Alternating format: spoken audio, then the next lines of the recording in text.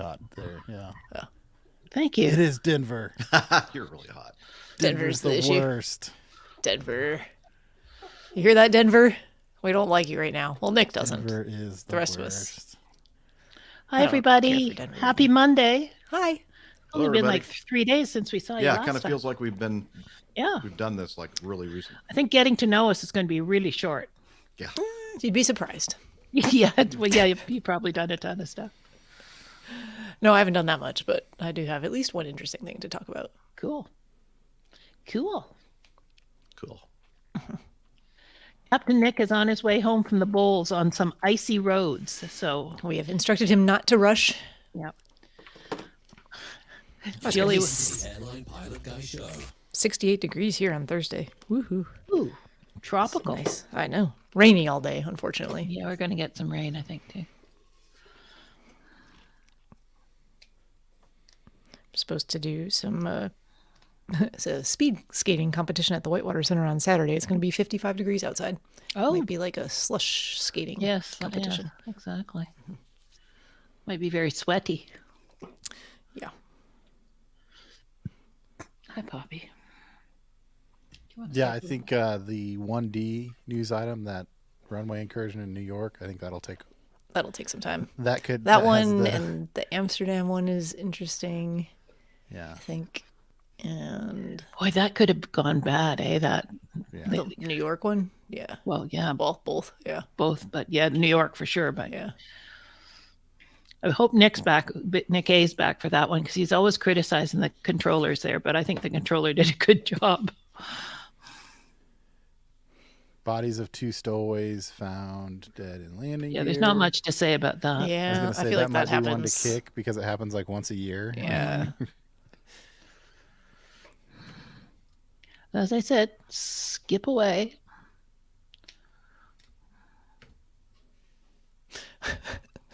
I like the hard landing item though, because the photo is not what I expected to see when I read the title Russian hard of- landing. The Russian the hard- AN2. Yeah, Yeah. I was like, hard landing. Yeah. It's not a hard landing. He's destroyed. Yeah. I don't even think it was on the airport, was it? I have no idea. I can't. It's hard to tell from that article. It's- It I It suppose really technically doesn't. it was a hard landing, but I know, but it doesn't give a No, lot of no, information. it doesn't. about It's a what weird the heck article. happened or where they were No. or anything. No. It seems like They were in some place named Autonomous, which seems Autonomous. some something, autonomous something. region of some kind. Yeah. Ninitz autonomous. I think the big. I have an autonomous region. I guess. Yeah. That's neither here nor there, though. Is this? Okay. I didn't look much into this. This is in Africa, I assume, right? No. Myanmar, not in Russia? Africa. It's Russia? like Is it in Russia? It's like Siberia or Russia. Or, It looks like snow to me. That's Yeah, true. it's It on, does like, look like snow. I just Kilimanjaro. wanted to make sure. Yeah. On Kilimanjaro. Yeah. Recorders on yet? no. Okay. Just checking. Thank you for asking, though, because I just let me make sure I have the Tim Van Ram says your level's too low. mine. Well, because of my microphone's so far away. Oh, okay. All right, hang on. Which might be part of the problem. Hello. Yeah, there you go. Yep. That's good. I That's can good. pop it up a little bit more for that extra. Why is my monitor not showing? Roger Stern, 10-10 wins on 92.3 FM. That is kind of a mouthful. Uh-huh. 92.3 FM. 92. 0.3. Just 92.3. I think the actual text he gave me was 92.3. That's right. That's what 92.3. Roger says. 92.3. We're doing what Roger requested. Yep. Even though I He's a don't man. feel very happy about it, Micah. I know it's not. Oop. Can't hear you now, Jeff. You went I silent. think he I muted know. himself, Sorry. so he was. I'm Oh, chewing, shoot. and then I forgot. I guess I better that nobody can hear Skype me. you. Just a minute. Let me get my Skype going.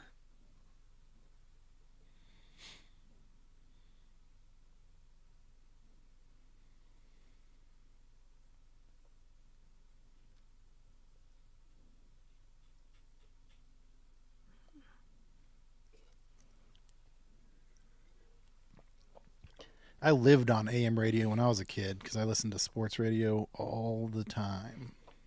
Mm-hmm. And back then it was only AM, yeah, probably. yeah, 1480, and then it went to 1240 here in Wichita. Now you get it everywhere. You get it FM, you get it AM, you get it satellite, you get it over the internet. I used You to get it in listen to podcasts. WBBM 780 in Chicago. It's like news and weather and traffic every like, I don't know, 20 minutes, 8 minutes, something. Who knows? Yeah.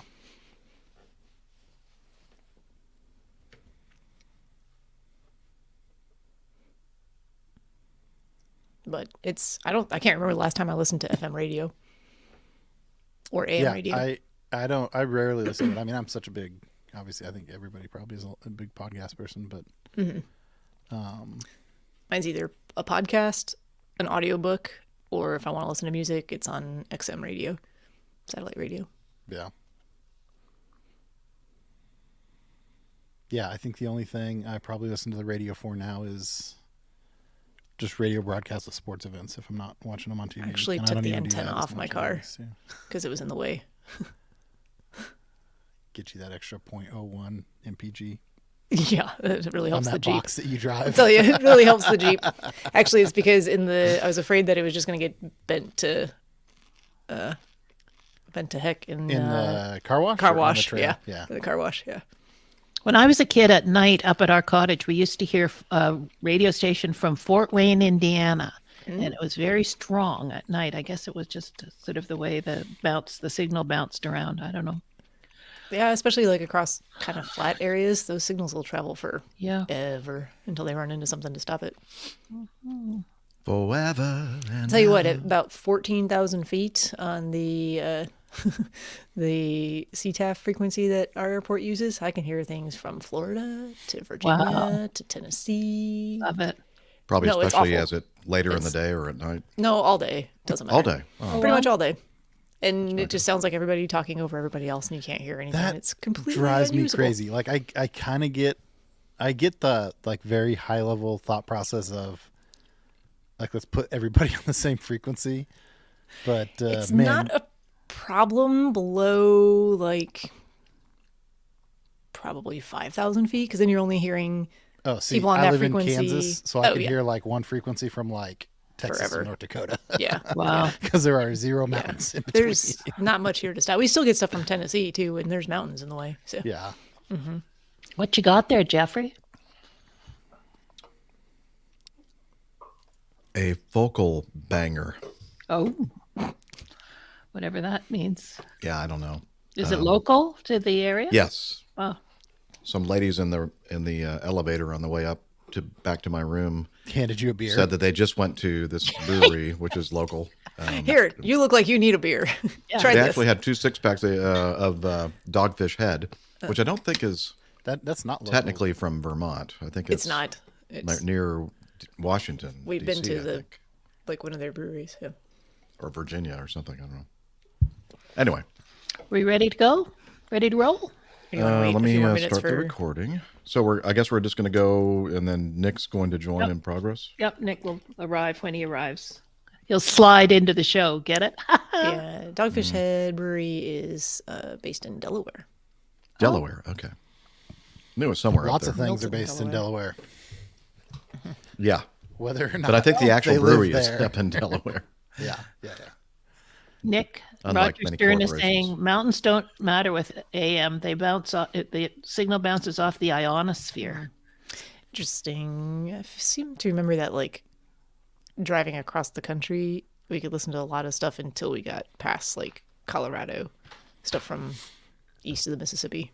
So, anyway, probably just too far at that point anyway. So On the opposite end of that spectrum are the ASOS transmitter for my airport is Applesauce. like can't hear anything. Can't hear No, it no, from. it's like 12 feet from my hangar. Can't hear it. So no, it like bleeds over everything. So like I can't check like when I was working on my airplane, doing all the radio work on my airplane, I had to drag the airplane to the other end of the airport to like figure out what was going on because it was so it was transmitting so closely that the power was bleeding over into everything. It's overpowering. Yeah. Yeah. Okay. Let me do a sound check on radio, Roger. Okay. You're listening to the Airline Pilot Guy Show. The view from our side Sounds of a the little low cockpit to me. door. Yeah, a little low. Okay. Just want to make sure it's the correct one. It's the Airline Pilot Guy. Airline Pilot Guy episode 553. Yep. Yes, it's the right one. Okay, let me bump up Bump up the volume. the volume, pump up the volume. Over here, and gonna like that. You're listening to the Airline Pilot Guy Show. The view from our side of the cockpit door. Is that better or still too low? It still seems a little low to me, but Okay. Well, let me do something about that then.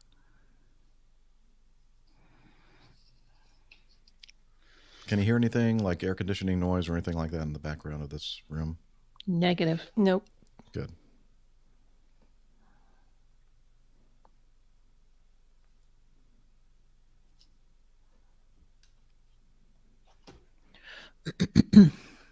Okay, one more time. You're listening to the Airline Pilot Guy Show. The view from our side of the cockpit. Still too low.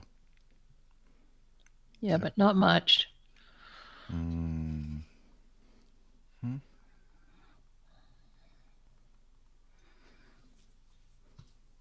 You're listening to the Airline Pilot Guy Show. The view from our side of the cockpit door. WAPG. It's the Airline.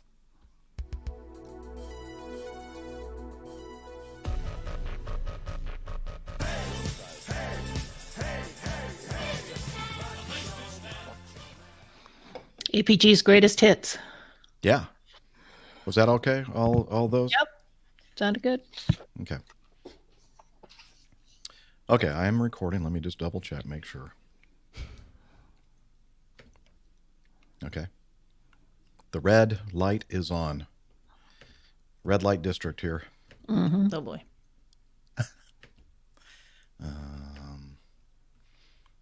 Okay. I guess we're ready. Hello, everybody in the chat room, live audience. We appreciate you being here. And we look forward to your amazingly Witty wise commentary. comments and witty commentary, yes. Because we care here. Shingles doesn't care. Shingles doesn't care, No. but we do. Care. All right. Here we go. Ready, Liz? I am. Let's do it. Throw it up there. You're listening to the Airline Pilot Guy Show. The view from our side of the cockpit door.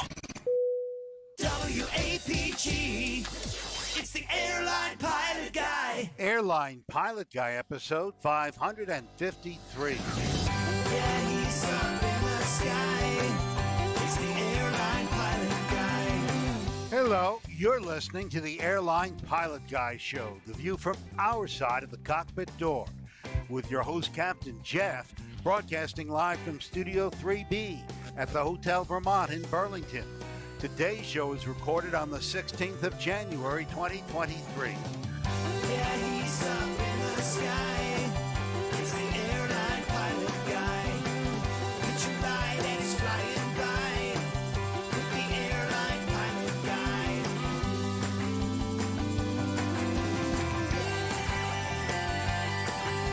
In today's episode, dozens die in an airline crash in Nepal. 2 stowaways die in the landing gear compartment of an Avianca jet. More news, your feedback, and today's plane tale, RAF Form 414, Volume 19. So get all settled in.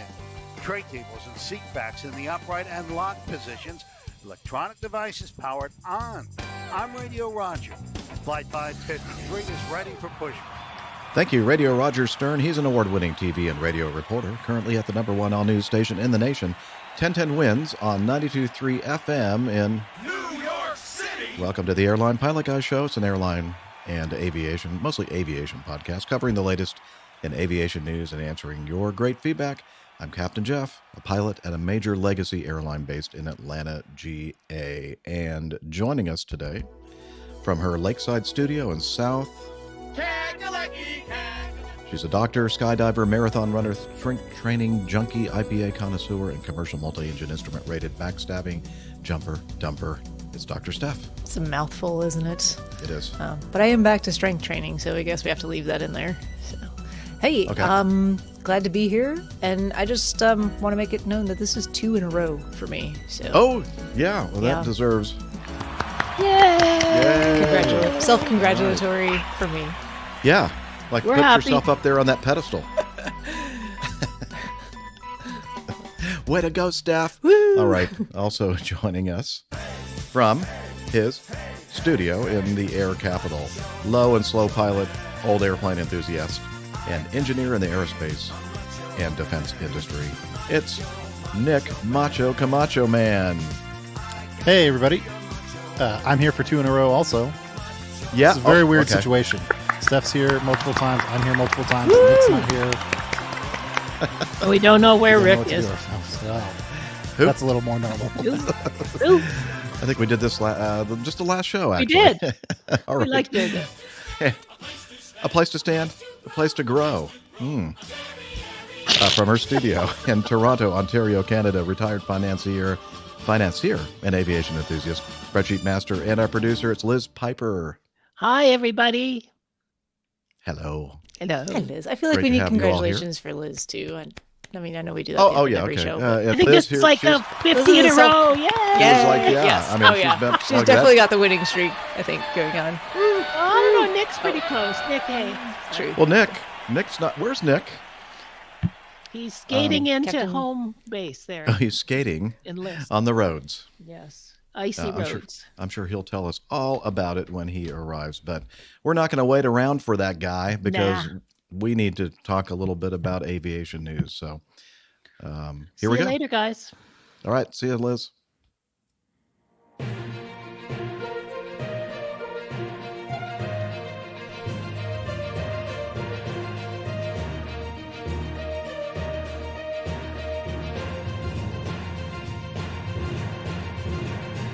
Stand by for news. And I forgot to load the video. That's just what I do. Or don't do. Actually. Okay. Looks like Nick is going to be joining us in about 15. He is. That's good. It's a good thing. Icy roads. Not a lot of fun. Okay. And sports cars. Yeah. All right. Here we go. Let's see. And open. And let me advance this to the proper place. This is an interesting one, I think. Okay.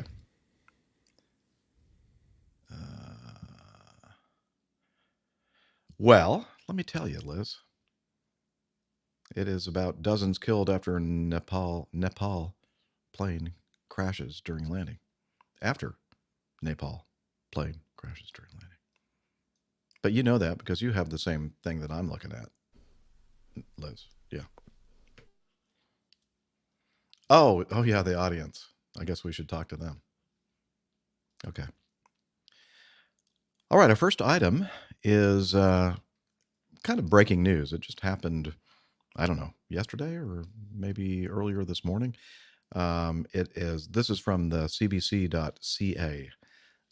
Dozens killed after Nepal plane crashes during landing.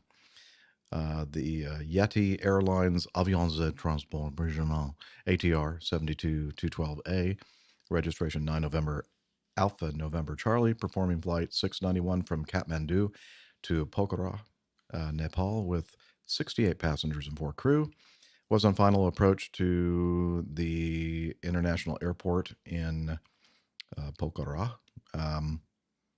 runway 12, when the aircraft stalled, impacted the ground between the old Pokhara and new Pokhara. Am I saying that right? Pokhara? I don't Pokhara, think okay. any of us know. International It's- Airport, fell into a ravine and burst into flames about 1.12 nautical miles ahead of the runway threshold at about 11:05 local time. Let me play the video associated with this. It's pretty pretty interesting video, especially the very first part of it. Okay, these are the airplane coming in. The APR looks slow, and now we're looking down at this guy's foot. He's probably thinking, where do I need to go? This thing is coming right at me. I wish he had kept his camera up, but I guess it was behind the house there, so you wouldn't have been able to see anything anyway. And so we're going to see some footage of the recovery efforts. So I'm going to go ahead and turn the volume down on this. And then I'm going to go back to Evernote and read on January 16th. That's still too loud, isn't it? Let me turn that down. All right. On January 16th, 2023, the CAAN reported 66 bodies have been recovered so far. In the afternoon, local Nepal time, the agency added that 69 bodies have been recovered. 41 have been identified so far.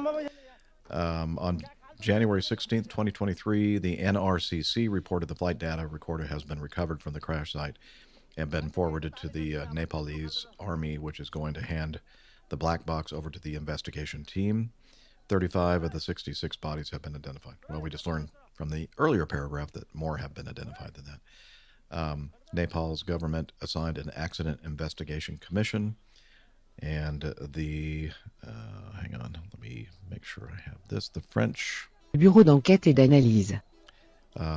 Their investigation commission is going to participate in the investigation. And it says here that the new international airport there in Pokhara was opened on January 1st, so just about 2 weeks ago, to replace the old domestic airport. And so the thing that I'm wondering about is in that first item, the CBC.ca news source says something about it, the aircraft stalled. I mean, I'm wondering how they know that. I mean, it does kind of look like it has stalled in that video, but I don't know. What do you guys think? I mean, it does. I wish that we had more video, but I mean, definitely turning and descending right before impact. Yeah, I mean, I agree. It's kind of a textbook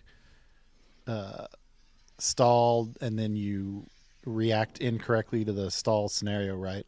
Putting aileron in, and when you put aileron in, it exacerbates it and rolls the airplane over. So, and some airplanes just naturally, when they stall, they'll roll off to one direction or another. So that could be the stall characteristic of the ATR 72. But so far, that's all we know. It's a tragedy. I don't think anybody's going to survive that crash. No, I don't think so. No good. Okay. Anything else to add? No, I'm glad they, recovered some of the, the flight data recorder that they have. That should definitely give a lot more information about those final few minutes. The black box, which of course we all know, especially people that listen to our show, it's a bright, orange, almost fluorescent orange color. yeah. We should start, what we should do? We should never refer to them as black boxes again on the show and just talk about orange boxes. Because that won't be confusing. Yeah. Not at all. And then everybody else will pick up on it, and they'll give credit to us. You can lead the revolution, Jeff. Yeah. Start a trend. Say go for it. No, for sure, nobody's going to do a darn thing about that. Okay. Continuing on, this is an interesting one. This is from the Aviation Herald. A Delta Airbus A330-300, registration 802 November Whiskey, performing flight DL-134 from Detroit, Michigan to Amsterdam, Netherlands, was on final approach to Amsterdam's runway 22 when the main landing gear touched down ahead of the paved surface of the runway and damaged 2 runway threshold lights at 7:52 local time. The aircraft rolled out without further incident and taxied to the apron. Sources close to this said that in the cockpit they felt a really large jolt and a big noise, and they said, "What was that?" They were showing the picture that will be in the show notes right now in the video, and you can see they were aiming for brick 1, and looks like they got brick -5. I mean, they were really close. It's not Really like they were way off. So close. Yeah, but how far from the actual like touchdown zone? Then? Oh, like 1,000, 1,500 feet probably. Yeah, exactly. So Well, just that close. Just that details, close. Steph, details. Sorry. Apparently, now I've never flown into Schiphol, and so I don't know much about this. Too bad that Nick isn't here, but they have several runways, and this one, what do they call that? The Oostbahn. Oostbahn. They were using at the time, and the graphic there, I put the little arrow in, so pointing at that runway. They were landing on 22 there, and yeah, see, I do extra work on occasion, so apparently, let me see if I can find the narrative here regarding this particular runway. I guess it's not a runway that they use too often. It's a remnant of the old Schiphol airport. It has a northeast-southwest orientation and is only used for commercial operations in exceptional weather conditions. To land in the Oostbahn, aircraft have to fly directly over Amsterdam's downtown, which is why the runway has severe restrictions. For instance, the Oostbahn can't be used between 2300 and 0600 for noise abatement. Thank you. Overall, Amsterdam Schiphol restricts takeoffs and landings between 2300 and 6 o'clock to single takeoff runway and a single landing runway, which are usually runways 18 right, 36 left, which is Polderbahn, the longest and newest runway, and 620. It's kind of cute that they name their runways. 624 is Kogbahn. Interesting. So I guess it's not as long as the other runways, and they were thinking, well, we got to put this thing down on, as I said, brick 1, but they just, missed it by that much. Yeah, just missed it. All of your No cigar. The east lane. What's that? all of your data is set up to hit the 1,000-foot markers, right? Or something like Yeah, that. Like if somewhere in you're the following the touchdown glide zone. slope and Yeah. Usually like first 1,000 to 3,000 feet, depending on how long the runway is. Sometimes less than 3,000 if it's like last night landing here for the conditions, and it's about a 8,000-foot runway, a little bit longer. Oh, I'm in Burlington, Vermont. Thank you, Liz, for asking. The latest touchdown point was calculated as like 2,500 feet down the runway. But it's usually, most of the runways we land on in our airliners are such that the first 3,000 feet would be considered the touchdown zone. Is that information provided to you in like the briefing or with the performance data? Like, is there a section that says this is your earliest and latest touchdown points? You can get that information, not earliest, but you can get the information as the latest touchdown point when you do the landing performance data report. Yeah. That you have to initiate yourself. And normally, we don't have to request that kind of data because it's just assumed that everything is good, good braking, and the runways, as I said, are normally in the 8,000-9,000 or longer range, so it's not usually a consideration. But And did you say how coming in last night, because it's they had snow earlier in the day, and they were talking about braking action reports and compacted snow and centerline markings obscured and that kind of thing. And so which was kind of interesting because we were expecting, based on all those NOTAMs, that we weren't going to be able to see anything. It was going to be a white runway covered with snow, and when we got closer and we were about to touch down, it was like I even mentioned while we were kind of in the flare about to touch down, I said, looks like a regular dry runway to me. I mean, there was no snow at all on the runway. They did a really good job of clearing the runway. There were only a couple of taxiways that we had to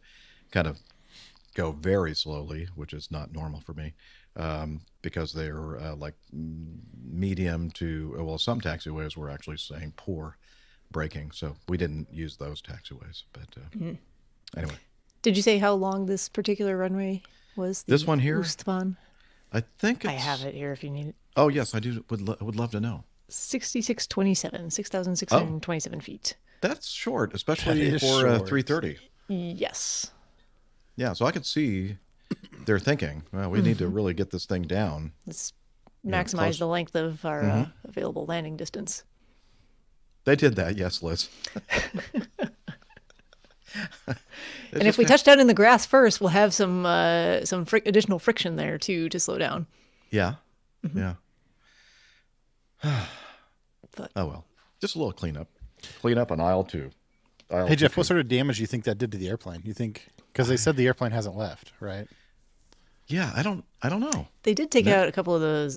There were some lights that they. Mm-hmm. I'm not sure what the damage would be. I to can the airplane neither itself, confirm nor deny that I've ever had anything to do with taking out those lights. But those lights are generally designed to be like to frangible. break away. Yes. Yeah. And I actually. Frangible, I think.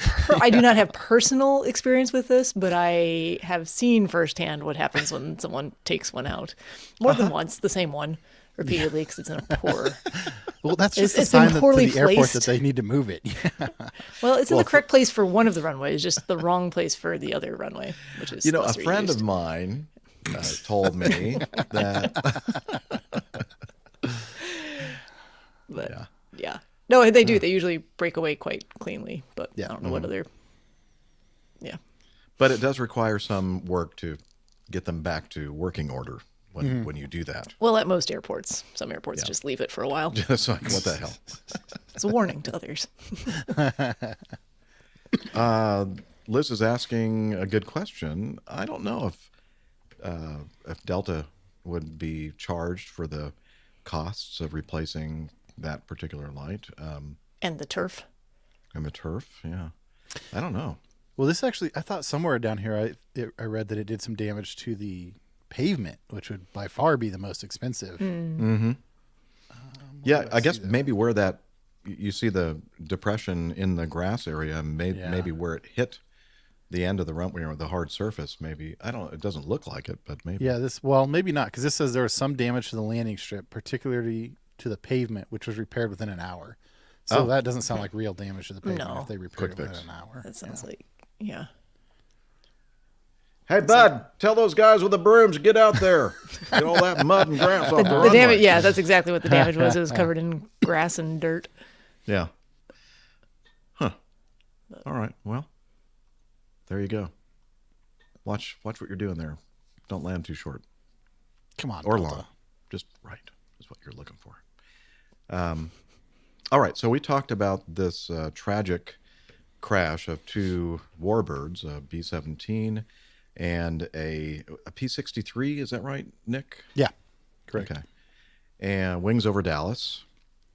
And I'm not, Liz, where did you get this this link from the FAA? Oh, the FAA did. Yeah, the FAA Okay. released it itself.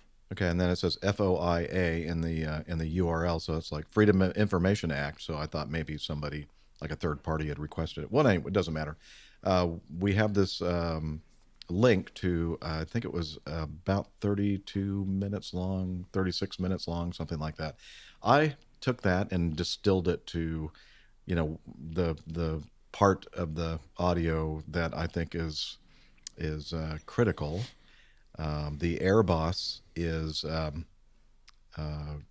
was the recording of the Air Boss, basically the guy that's controlling not only air traffic control and the formation flying of the warbirds, but also other people landing and taking off at the airport. And also he's talking to the narrator of the show, and he's also talking to the pyrotechnics guy. I think they just refer to them as pyro. So you'll hear the pyro guy talking about what kind of pyrotechnics, fireworks or whatever, bombs that they have ready and available.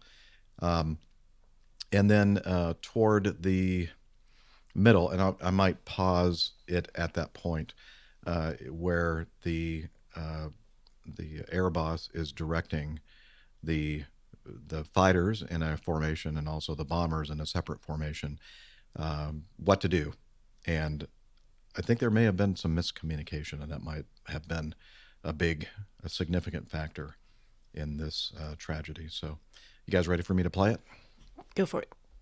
Oh, before I do, they talk about doing like a right 90 left 270, and they also use the term dog bone. So I'm sure that Camacho can tell us that that's something that's pretty common when you're doing air shows and flybys and that kind of thing, correct?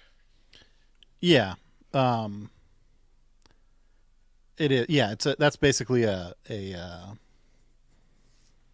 course reversal maneuver, right? Like if you imagine needing to turn around, you can't turn the airplane directly around 180 degrees in the same space. So when they talk about a dog bone maneuver, they're just talking about the physical space it takes you to turn the airplane. And if you're wanting to stay on a line like you would in an air show, you're generally going to make a turn opposite of the direction of your course reversal turn. Okay. So that's what they're talking about when they're now the air boss doesn't refer to it as a dog bone. The guys that are in the airplanes are talking about that, using that term. But let's go ahead and play this audio. And narration, the American fighters are probably about 30 seconds out. They're pointing towards us right now. They're getting pointed towards us right now. Bombers are going to make the left racetrack. The fighters are going to join overhead, guys. Just this is looking really good. Thank you very much. 5-8 Quebec inbound. 5-8 Quebec continues 3-1. Airbus has you in sight. Report the golf course. Golf course, 5-8 Quebec. And 5-8 Quebec, you can plan on putting it on the numbers and then minimizing your time on the runway safely. 5-8 Quebec.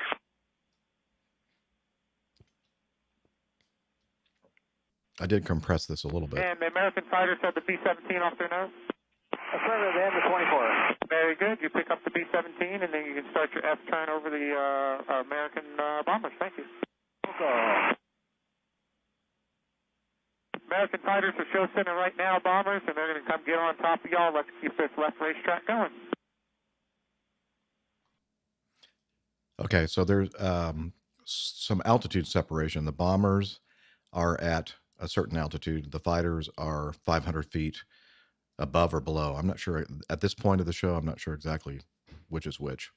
The fighters, I think, were the two P-51s and the P-63, the one that was involved in the midair. And then, of course, the B-17, which is also called Raiders, I guess their call sign, and a B-24 and some other heavies out there, right, Nick? Do you remember all the different bombers in the formation? Yeah, there were a couple of B-25s, B-24, B-29. They'll also refer to B-29. It was on the ground getting ready to board. Right. They were about to join, I guess, the whole thing. Okay, let's continue. B-17, next pass left at 90, right 270. Say again for Raiders. Next pass left 90, right 270. South Korea Raiders. Fighters follow the bombers through, and then I'm going to break y'all off in just a second. Copy.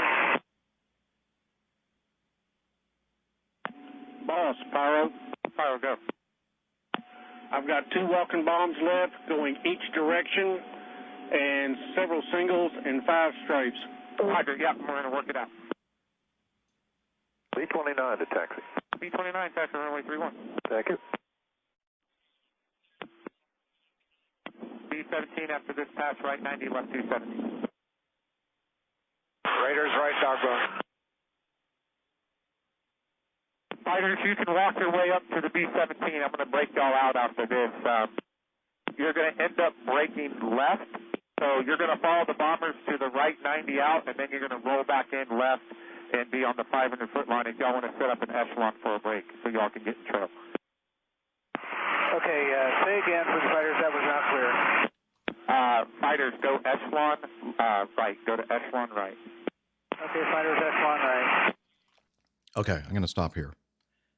So he said something in there about their lateral maneuver, but also you're going to go down to 500 feet. And then the fighter, though I guess the lead in the formation of the fighters says, say again, I didn't understand that. And then when the pit boss, or not the pit boss, the air, I'm thinking barbecue, the air boss came back, he did not mention that 500 feet in that second transmission. Well, so I've only listened to this once. Okay. And I think he was, so there's also some confusion or some question about the show lines they were flying. And I think he was saying the 500-foot show line. Oh, I was thinking altitude. Well, so that's a very good point for what's going on, right? When he says, I mean, 500 feet can easily be construed as an altitude, or in air shows, you know, these two flights are flying the 500-foot and the 1,000-foot show line, which is how far they are away from the crowd. Okay. A horizontal distance, not a vertical distance. Correct. Yeah. And I don't remember for sure, but that my recollection was that's what he was referring to on this one. Ah, okay. So it's my misunderstanding. Okay, I'm going to back it up a little bit and replay it and then let it go. Say again for the fighters, that was not clear. Wait a minute. 90 out, and then you're going to roll out after this. You're going to end up braking left, so you're going to follow the bombers to the right 90 out, and then you're going to roll back in left and be on the 500-foot line if y'all want to set up an echelon for a break so y'all can get the trail. Okay, say again for the fighters, that was not clear. Fighters, go echelon right. Go to echelon right. Okay, fighters, echelon right. Okay, echelon is a formation that is like on a diagonal. So the lead is in the front and the number 2 is behind and slightly offset. Number 3 is behind number 2 and offset again to the right, in this case, a right echelon. So just these terms, and it's a lot of people. It's a very, it's not a very maneuverable formation, right, Jeff? It's kind of like a battleship, the way that all the airplanes maneuver when they're trying to make turns and stuff. Right.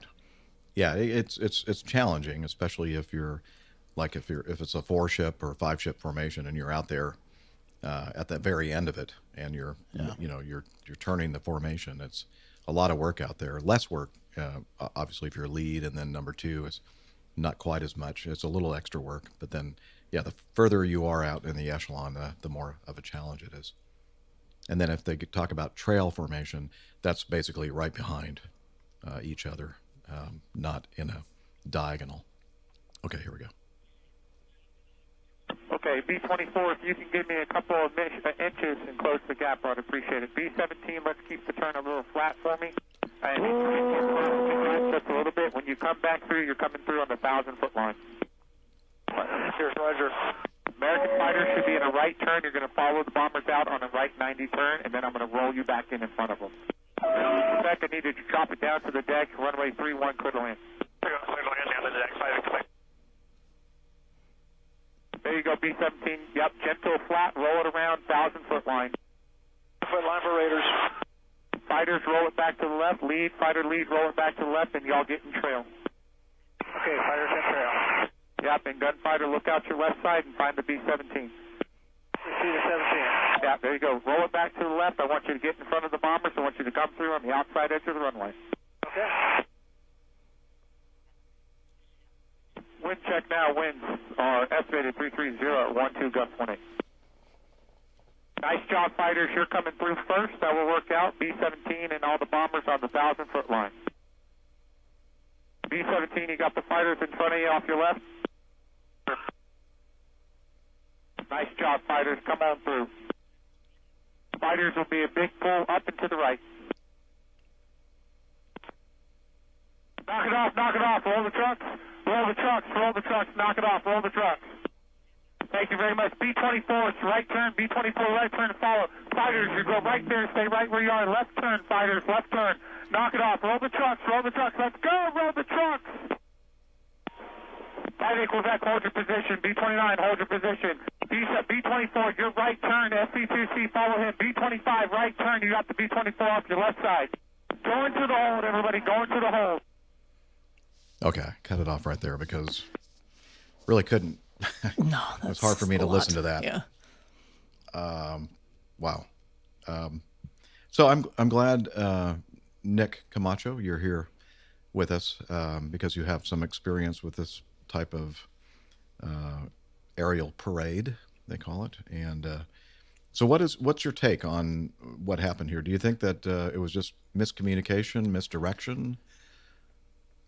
Yeah. It's still, like I said, I haven't spent a bunch of time kind of dissecting the audio or anything like that. I think probably the most telling part is, and I'll give the same disclaimer that I gave last time we talked about this. My air show flying experience is limited to a handful of shows, and different air bosses run these things different ways. And so my take may not be as relevant to what happened in this show because I haven't flown the show and I haven't flown with that air boss. But there was a lot of talking and directing happening in that audio. And so it just seems like the more direction you're giving in the moment, the higher likelihood there is for a mistake to happen. So I'm not sure. I still don't know who made the mistake or what exactly the mistake was, but when you hear people saying things like, oh, what you said is not clear. And he's given a long line of instruction or direction. He's not saying like, do this one thing. He was saying, fly down this line, turn right, turn back left, come back down this other line. And then in addition, like the discussion we just had, there are opportunities to have a miscommunication between lateral separation with show lines versus vertical separation with altitudes. Fortunately, like for me, the show that I flew the most was out at Chino. And, we would stack up at, I think we had 3 tiers of altitudes. And the altitudes were not on the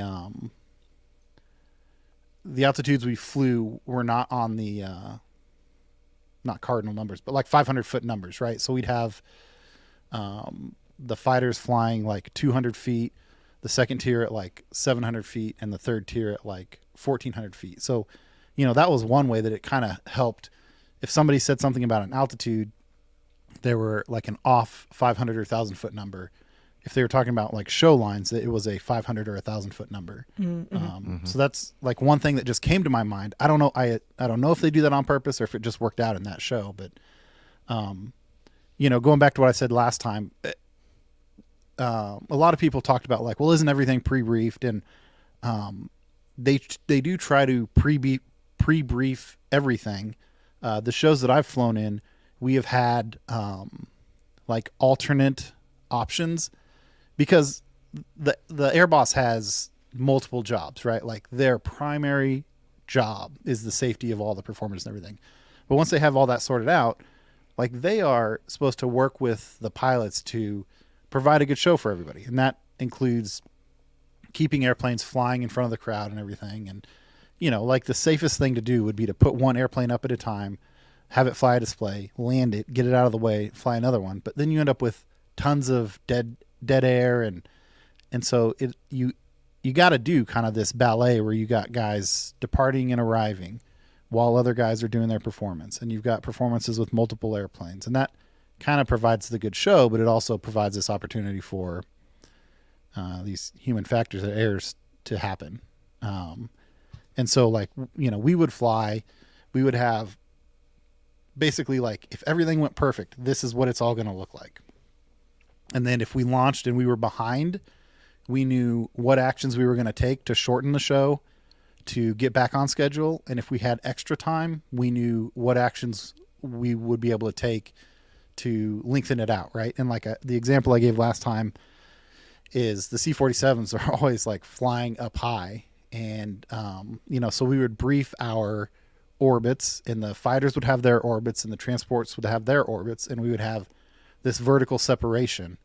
But if we had time, the air boss would move us down to do a couple of like lower flybys, right? So we might be in like that 700-foot tier doing orbits on the 500-foot line, right-hand orbits. The fighters are flying down the runway doing left-hand orbits down at 100 or 200 feet.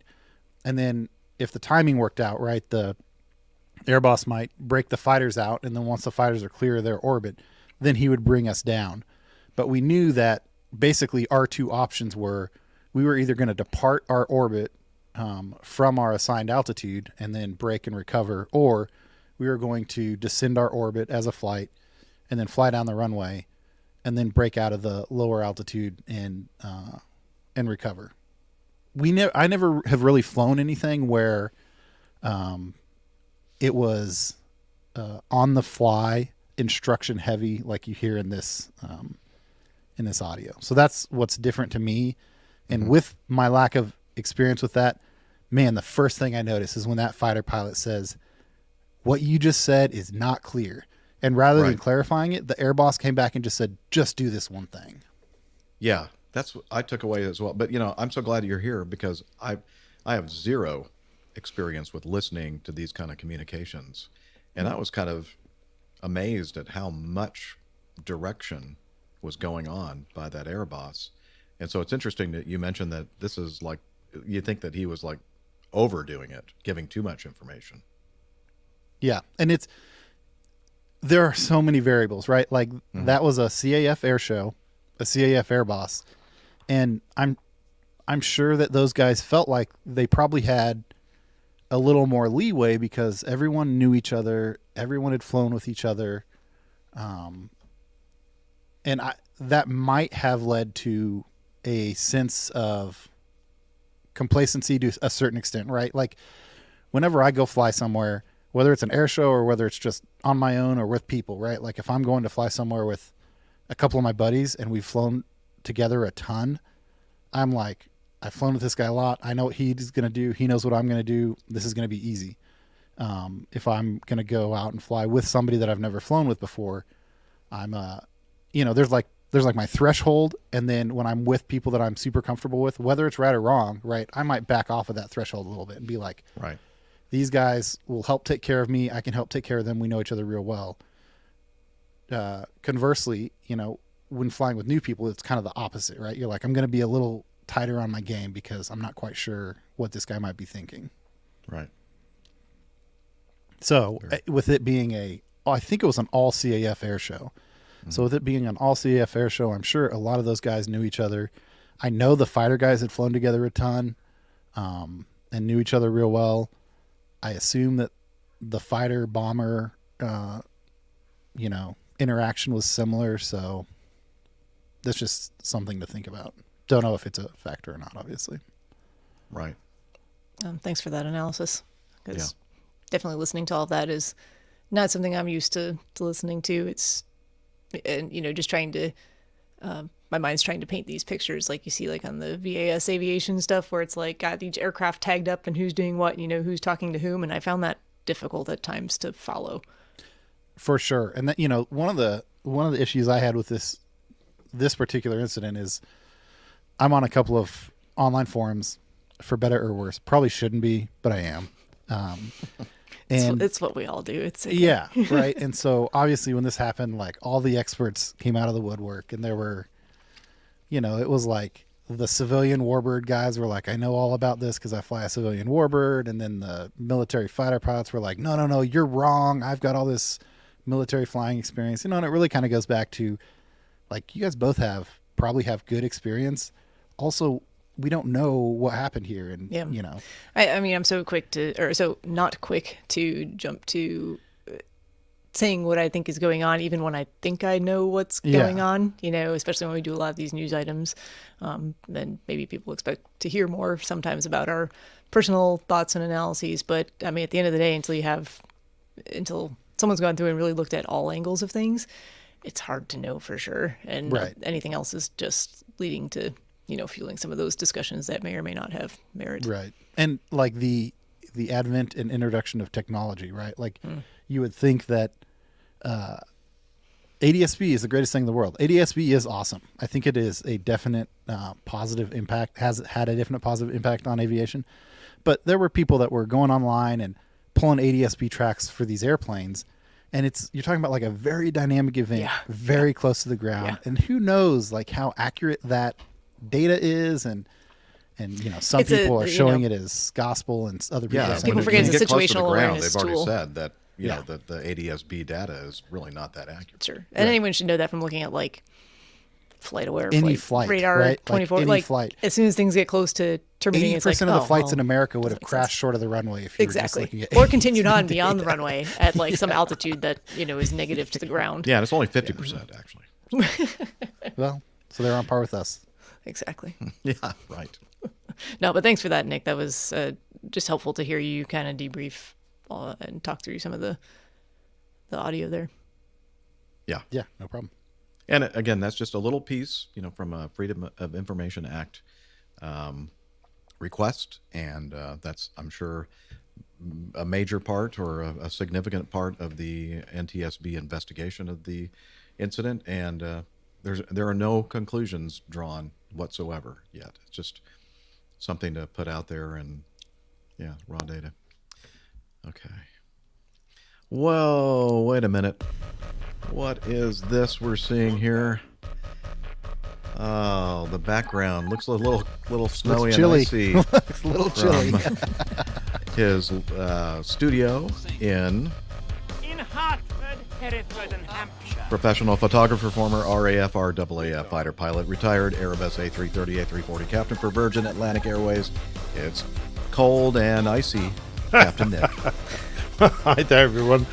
Well, it is a bit cold and icy. I've been doing my ice skating routine on the way home, and most of the roads I used to get home from where I've been doing my evening bowls were completely closed. There were police cars everywhere blocking roads off, and there's just been so much standing water that even though the gritters had been through the majority of the roads, it had either been washed away or, diluted so much. The what?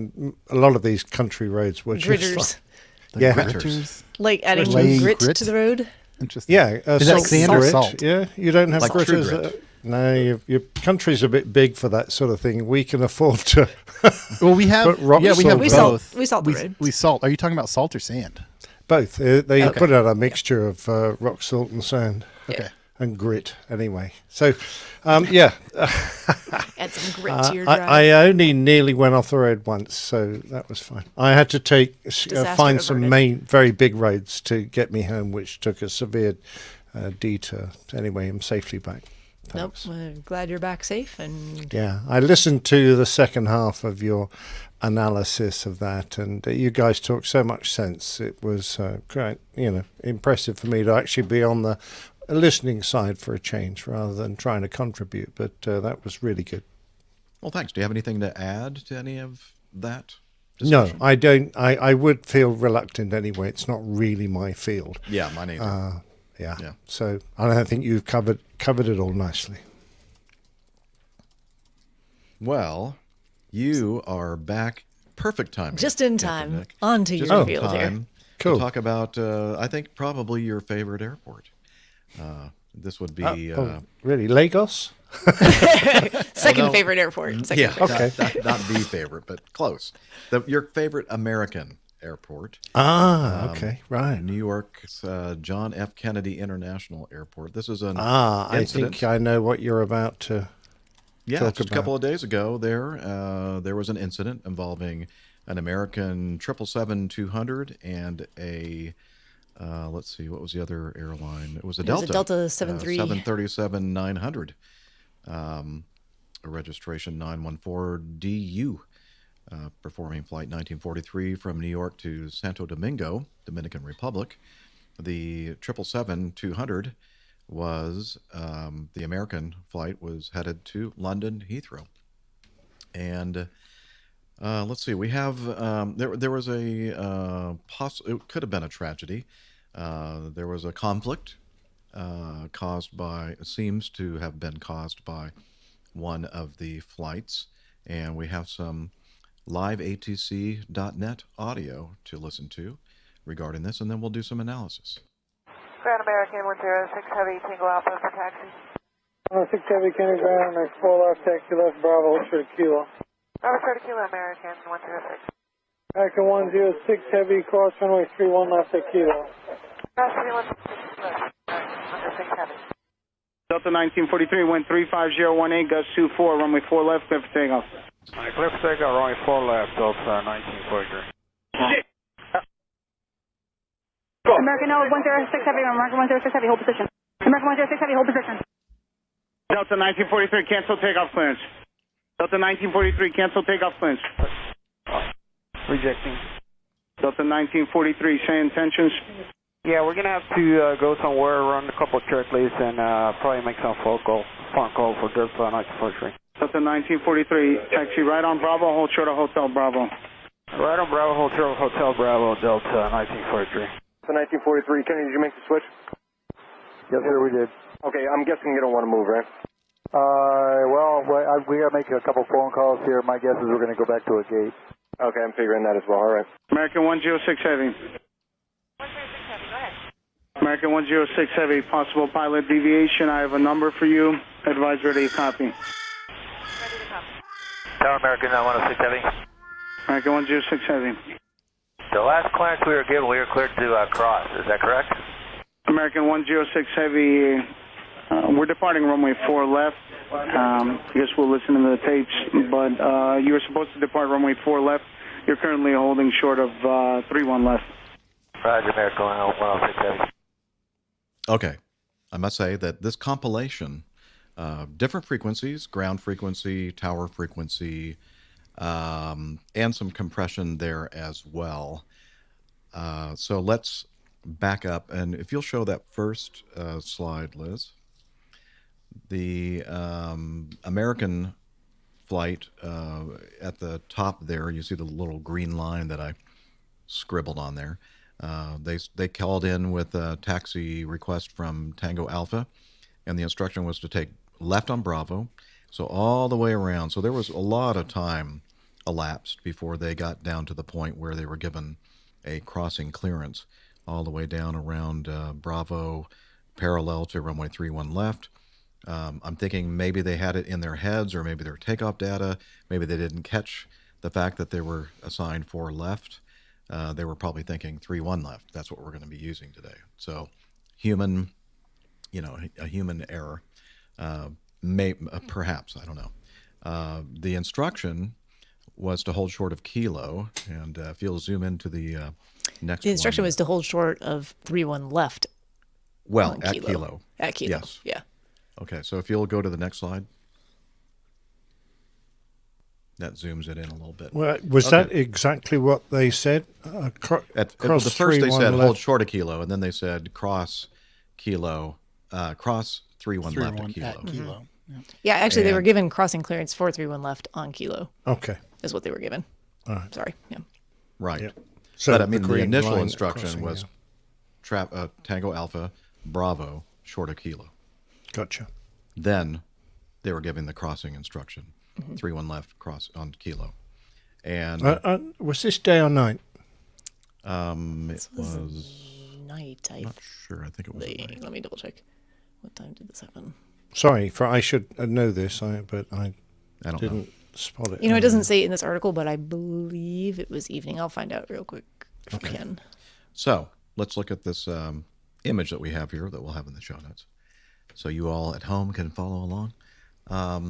So if they're pre-programmed to head over to 31 left, the crossing clearance of 31 left, they obviously in their minds are thinking, oh, it's clear to cross 4 left and head out to 31 left.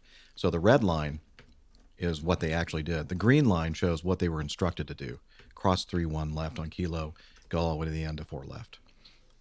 They crossed at Juliet, and that was the active takeoff runway. That's where the Delta flight 1943, a 737-900, was beginning their takeoff roll when they were crossing at that point. And that's when we hear all the commotion up in the tower cab, and one was a voice of ground control, one was a voice of tower. I think that this is one of those pet peeves that I have. We should all be on the same frequency, but okay. They weren't, from what I can tell. Just a quick internet search. Looks like that American flight typically departs at 8:30 p.m. So this is okay. So it's dark. evening. So it's dark. And so it was interesting that I'm assuming the second voice that we heard from the American 106 Heavy was the captain. And he said, wasn't our clearance to cross? He didn't specify what runway. He just said, wasn't our clearance to cross? And yes, your clearance was to cross, but you crossed the wrong runway. You crossed 4 left, not 31 left. And I think it was relatively early on in the takeoff run for the 737 because they were able to do their reject and stop about, I think I read somewhere, about 1,000 feet short of Juliet. So if they had, if this had happened maybe a little bit further down the runway, it could have been even more could have been tragic. But I don't think they had a lot of, I don't know what the speed was that they accelerated to, but I don't think it was in the, it may not have been in the high speed realm, but I don't know. Okay, discuss.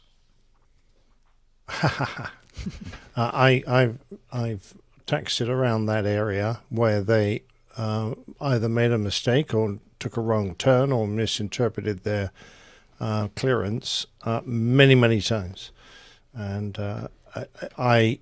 it looks quite clear on the map, doesn't it? You think, how can you possibly make a mistake there? Because, you know, Bravo's a nice straight line, and then it has this kind of curve around and continues up to the northeast, and there's a clear turning off to Kilo and a clear turning off to Juliet. Well, it's not that easy on the ground, because it's not like you've got a clear piece of tarmac to follow or concrete, and there's islands of grass or something that contrasts, which you can see there.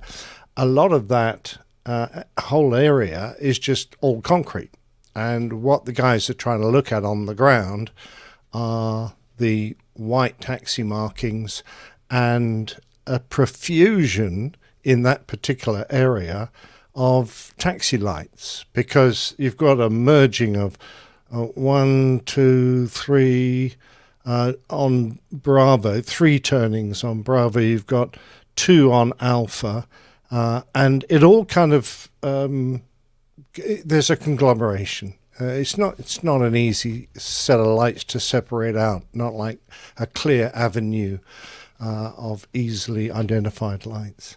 And the first time I saw this, I thought, I wonder if they've just got a clearance and they've taken gone past Kilo and taken Juliet, thinking that was Kilo. Now, you would look at that map and you say, well, that's completely, how could Earth could they have made a mistake by that? But if you follow what I've just said, you only actually need to go forward, I don't know, 30 or 40 feet and turn left about 45 degrees to go past Kilo, and now you're at the junction with Juliet.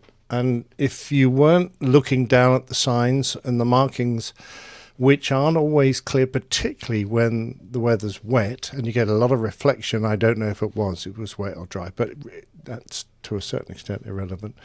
I can see how you could get past Kilo and take Juliet in error by mistake. And then, of course, you think you're on Kilo crossing a runway and you've already had a crossing clearance, so off you go. If you don't relate this to your compass, or if you haven't got a good GPS on your iPad that's giving you clear your position very clearly against the map, and most aircraft do, if you're just trying to do it and in the middle of a set of checks as well, and I can see how you'd make this mistake. This is not an excuse I'm giving. I can see a reason for someone being lured into making a mistake in that particular corner of those taxiways. Now, whether they did that or did something else, misinterpreted their clearance, believed they were on 3-1 left, and when they were obviously on runway 4 left, I don't know either. But all I'm saying is there is possibly some mitigation for making an error in that spot. Well, thank you for bringing up my counterpoint on your own there, Captain Nick, in terms of, referencing to compass heading and moving map displays, which are fairly ubiquitous at this point, especially if you're going to be crossing a runway. You better be darn sure which runway you're crossing, which, again, brings us back to the point, did they know which runway they were really supposed to be crossing and or going to? So. Yeah. Yeah. So I agree that I'm just putting an alternative view to they thought they had clearance to cross 4 and they were going to get airborne on 3-1. I don't even know if there was a runway change or whether there was simultaneous runway. They were using both. They were. Okay. Mm-hmm. Well, there you go. So, yeah. So, that's interesting. Don't tell me they lost the CVR. Yes, but they have the ATC tapes, surely. Well, so yeah, but you really want to hear what the discussion on the flight deck was. Deck, for sure. To see how and where they became disorientated or not, as the case may be. Interesting one. For the podcast listeners, not viewers, there's a comment in our chat room from Baltimore Tommy. It says it was pointed out on Twitter that the AA crew, the American crew, proceeded to depart, so the CVR was lost, and this was a JFK-based crew who should have known that the departure runway was 4 left, not 4 right. However, we were thinking it's maybe they thought 3-1 left and not. I don't think they were thinking 4 right at any point. No, that was not part of the mix. Perhaps they were thinking 3-1 left. So, but regardless, 3-1 left, the point about the CVR recording being lost is taken. Right. Now, let me replay this whole thing from the very beginning, and I want to take note of something. That initial taxi instruction off of Tango Alpha, way up on the north side, to the point where they finally got the clearance to cross the runway, it probably was 5 to 10 minutes, I would imagine. That's a long way to go, depending on how quickly they taxi. For me, it would be maybe about 3 minutes, but for them, maybe about 10. I don't know. But let me play this. Grand American 106 Heavy, Tango Alpha for taxi. 106 Heavy, Kenny Ground, next 4 left, taxi left, Bravo, hold short of Kilo. Bravo, short of Kilo, American 106. American 106. Okay, so you see right there was like 2 seconds or so before he gave them crossing clearance. But as I said, that's many, many minutes have gone by. But he did mention that initial instruction, 4 left. And this is how you're going to get there. Yeah, he did. Okay. Yeah. Could you just play that just once for once more. I had a question about it. Grand American 106 Heavy, Tango Alpha for taxi. 106 Heavy, Kenny Ground, next 4 left, taxi left, Bravo, hold short of Kilo. Bravo, short of Kilo, American 106. Okay. She did not read back the 4 left part of that, though, at least not on the clip that we have. No, she didn't. Probably. And the runway crossing instruction, do we have that one? It said just hold short Kilo. 106 Heavy, cross runway 31 left at Kilo. That's pretty clear. Mm-hmm. Yeah. So again, I really truly believe what happened here was they're in their heads, they're thinking they're going out to 3-1 left. And they're looking at all the takeoff data and everything else probably for 3-1 left. And so when they said to cross, this is how we get out to 3-1 left. We were given a crossing clearance, not paying close attention to the runway nomenclature that they're using in the instruction. Again, that's just all a guess on my part, but I think that's what I think may have happened. I think it's as good a guess as any. What was going on in the guys' heads? Really, and did they look? When they were crossing the runway, did they look over to the right? And did the first officer actually look over there and make sure that there was nothing? Again, it's kind of tough at night. Some airlines, we've talked about this many times on the show. Some airlines, SOP is you get on the runway whether you're cleared for takeoff or not, and you got all your lights on. Some airlines, they don't turn all their lights on, like their landing lights on, until they're cleared for takeoff. So is that somebody that's just going into position, or is that somebody actually rolling down the runway towards me? And is the angle such where I can't really see any motion? So on the map that you were showing there, it doesn't look like a very long distance from the departure side of 4 left to the intersection with 3-1 left, but that's a 12,000 foot long runway. So if you look you can kind of see the little scale there. That's actually a couple thousand feet. It's not like 600 feet or something. Yeah. So it could have been, they could have been in the high speed realm, the 737 by that point. Again, it's hard to say. Santo Domingo, it could have been maybe a full flight, had a lot of fuel. They could be pretty heavy. I don't know. There are a lot of factors here. But they reacted quickly, got the airplane stopped. A tragedy was avoided. But there were several Funyuns that were lining up there, I think. Yeah.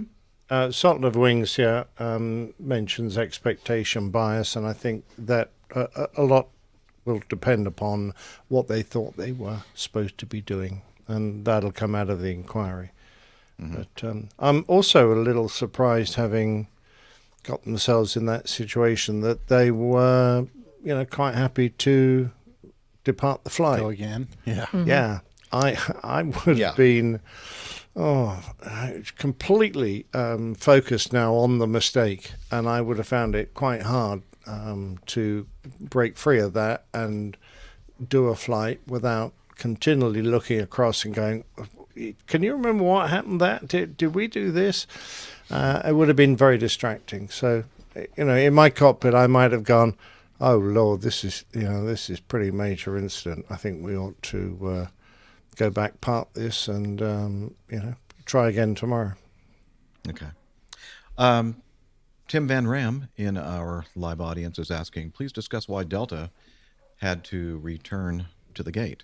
Well, so, and I was just about to mention the fact, we were talking about, well, it's interesting that the American 106 Heavy decided to press on after about 30 minutes after this event, and the Delta flight returned to the gate. Well, the one that rejected the takeoff, there are standard operating procedures that say, if that happens, now you have to get clearance from the duty pilot, probably the chief pilot, or their representative, before you do anything else. And so there are, as he said in his radio communication, we have some phone calls to make. So there's a whole post-rejected takeoff procedure that you got to go through. You pull out all the applicable regs and everything else. And and you have to also consider the fact that the brakes are probably pretty hot, although they didn't mention anything about hot brakes. And of course, if they were hot brakes, then they wouldn't want to actually go into the crowded gate area. They would probably go somewhere else. So that may not have been a factor, but there are some procedures, policies that we have to adhere to when we reject a takeoff. Now, if you're the one that crossed and caused this whole mess, technically, I don't believe there's any requirement it depends on your airline, to like talk to somebody, call the duty pilot, call the chief pilot, get clearance to continue the flight. But Captain Nick makes a great point that, are you now in any condition to fly all the way across the Atlantic to Heathrow after what just happened? I thought that was I was going to make that same point. I mean, you could just tell from in the 15 seconds when they're noted, or when they say possible pilot deviation, and then that captain or the male voice comes back and says, hey, we were cleared to cross, and he's like pretty confident and sounds pretty self-assured. And then when the controller says, well, we'll check, but here's what we think you did wrong, and then his response is, you can barely hear him because he mumbles it, and it's almost like, man, is that guy wondering what's going to happen to his career? Yeah, for sure. And having that phone call, they've got the number. I don't suppose they're going to phone them at JFK. They're going to get airborne and do it when they land at Heathrow many hours later. That's going to be sitting on top of them going, oh, damn, a pilot deviation. What are we going to do now? Yeah, you got about, was that almost 6 hours to think about that? Yep. If it had been me, I'd be going, I don't think I'm going to make it all the way to the suddenly I don't feel 65. I'm thinking like I might be retiring early. Here's my retirement flight. Call Liz. Yeah, I didn't Circle realize the wagons, this is my get everyone out retirement here. Well, why do you think I retired early?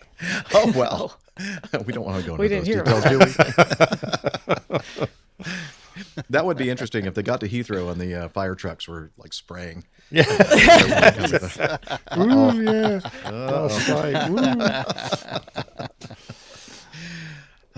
Anyway, interesting. Well, thank the Lord, it ground to a halt without there being another Tenerife, because that was the potential.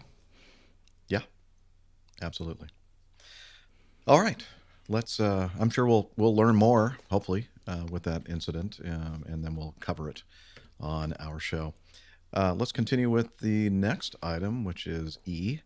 There is a preliminary report, an Aerostan, which is a Kyrgyzstan cargo outfit. Boeing 747-200 at Macau on November 23rd, 2022. Engine shut down in flight. The Aerostan Boeing 747-200 registration Echo X-ray 47001 performing Flight 4053 from Macau, China to Bishkek, Kyrgyzstan, with 4 engineers and 5 crew, was climbing out of Macau's runway 16 when the crew stopped the climb at about 10,000 feet due to the number 2 engine, the JT-9D inboard left-hand, emitting bangs and streaks of flames. The crew shut the engine down and returned to Macau for a safe landing on runway 34 about 40 minutes after departure. Macau's Civil Aviation Department, AACM, reported the aircraft returned to Macau due to the failure of the number 2 engine, and the aircraft landed safely. Now I'm going to scroll down a little bit further down, and there's a little bit more information about what happened, the kind of the sequence of events in the preliminary report.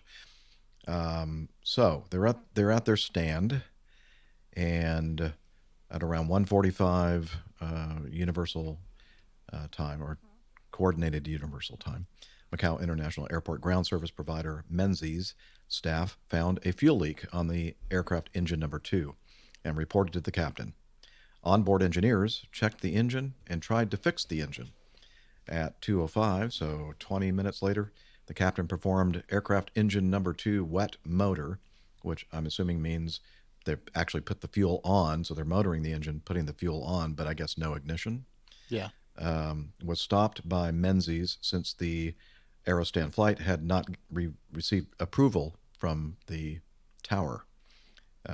Then 20 minutes later, the captain performed engine number 2 motor again without approval and was stopped by the ground servicing company Menzies again. After that, no more engine run was performed. At 5:02, so about 37 minutes later, the Aerostan flight was approved for departure and started pushback. During pushback, Menzies did not observe a fuel leak on number 2, and the aircraft took off at 5:15 local or UTC. At 5:25, so 10 minutes after takeoff, during the climb, the fire alarm on engine number 2 was activated. Flight crews immediately followed their QRH, Quick Reference Handbook procedures, to shut down engine number 2.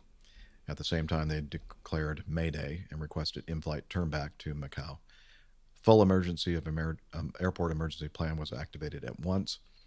Flight crews reported no actual fire had been seen, but only the fire alarm indication. In the Macau International Airport, fire vehicles were standing by near the end of the runway, while a tow truck was standing by at the apron. After they dumped fuel for about 10 minutes, the aircraft landed on runway 34, vacated via Taxiway Golf, was holding on Taxiway Hotel. The Fire Services Bureau Airport Division observed fire and smoke on engine number 2 and stand by for fire extinguishing. Then the fire extinguish was requested by flight crews after the onboard engineers finished checking. Yep, got a fire out there. There's a picture there on the video. Definitely a fire. Yeah. So, and presumably that had been going on while they were dumping fuel. Yeah. God, really? Yeah.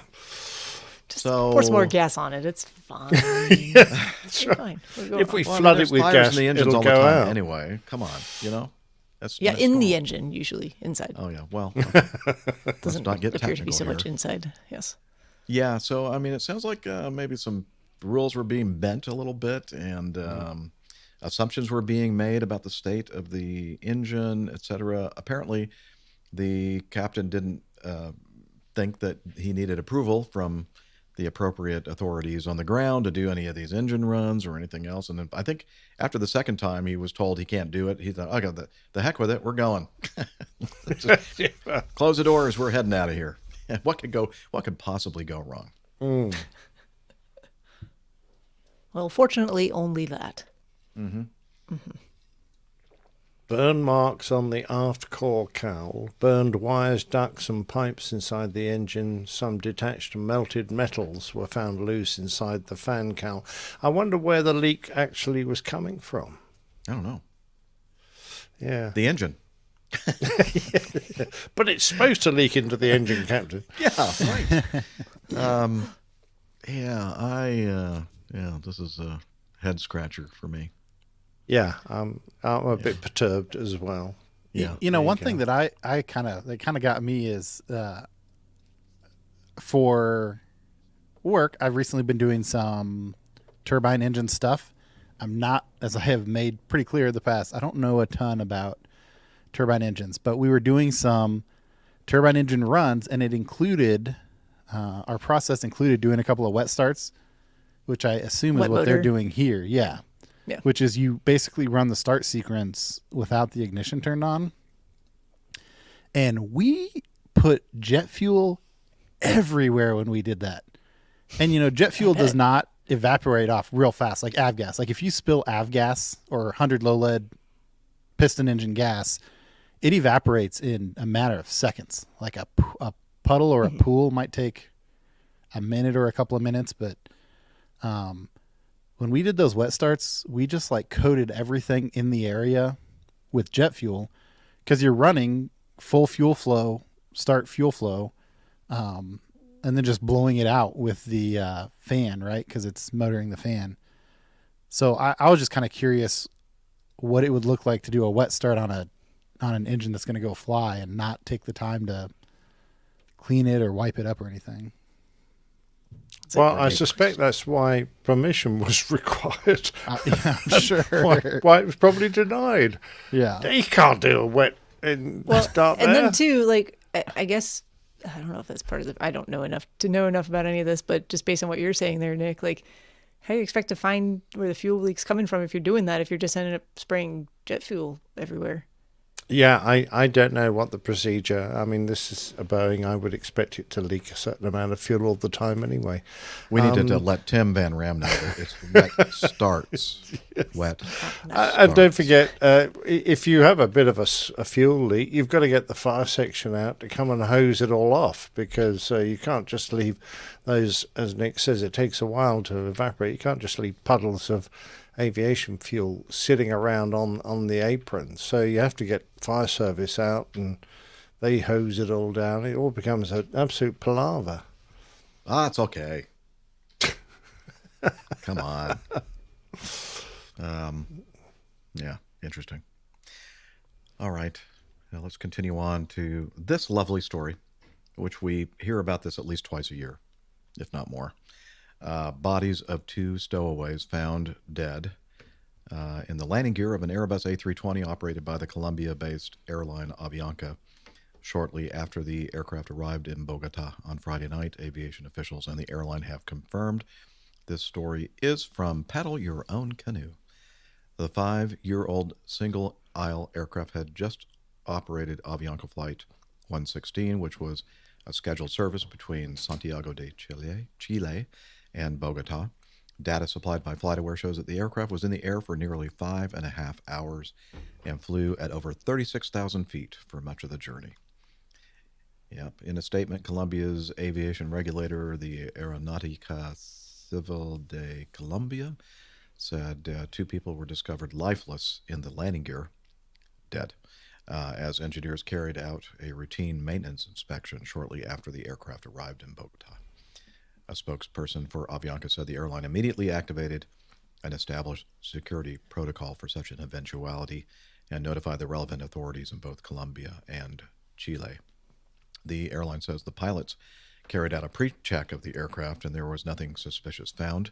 Once the aircraft departs the gate, however, the security of the aircraft becomes the responsibility of the airport authority. Now, that's interesting, because I'll frequently end up doing the walk around in a nice warm country, particularly, if it's not raining and things. And there are certain places we departed from where I was always suspicious of people who might have climbed up, because there's an awful lot of people wandering around the aircraft quite often. It would be relatively easy for someone to climb up into the empty undercarriage bay. So what I used to do was stick my phone up there, because it's quite high on the 340, and you can't really stick your head in there and see. So I used to be able to reach up with my phone, and this is a picture I found on my phone of what I used to do was to go up there and take a picture of the inside of the undercarriage bay to make sure there's no one hiding in the corners. But I wonder I only throw it out there as a possible way of checking your undercarriage base. The Well, a phones way are of damn checking useful. and a way of knowing, at what time it was clear as well. Yeah, well, I mean, all you can do is go, well, when I took this picture, it was fine. So, Exactly. If someone climbed in after that, well, that's tough. Sorry, do carry on, Jeff. Oh, I think you might be... Speak a little louder, I think Jeff. he's... Nice hand signals, though. There we go. I heard myself just fine. You looked quite animated, and you may have said something useful and or important. Let me repeat. I'll redo it. I'm a little disappointed, Nick, in you that you didn't Photoshop another photo, the same background with a like a face, almost a cartoon face of somebody in peering the out Stowaway from behind. I could do that for the show title there's if you a want. possibility. Okay. I could put a little face in there and go peekaboo. Here's a picture I took, and look at that! I found the Stowaway. Exactly. Okay. Yeah. We do have to make light of things. Yeah, it is very sad for the individuals, but we, listen to our show and you'll find out just how damn dangerous it is, and perhaps you'll think twice of putting yourself at that risk. All right. Our show is mostly aviation, but occasionally we talk about space, and this is kind of a gray area, right? Because Virgin Atlantic, not Virgin Atlantic, Virgin. What's the name? Virgin Orbit. Orbit. They make sugar-free chewing gum. Oh yeah.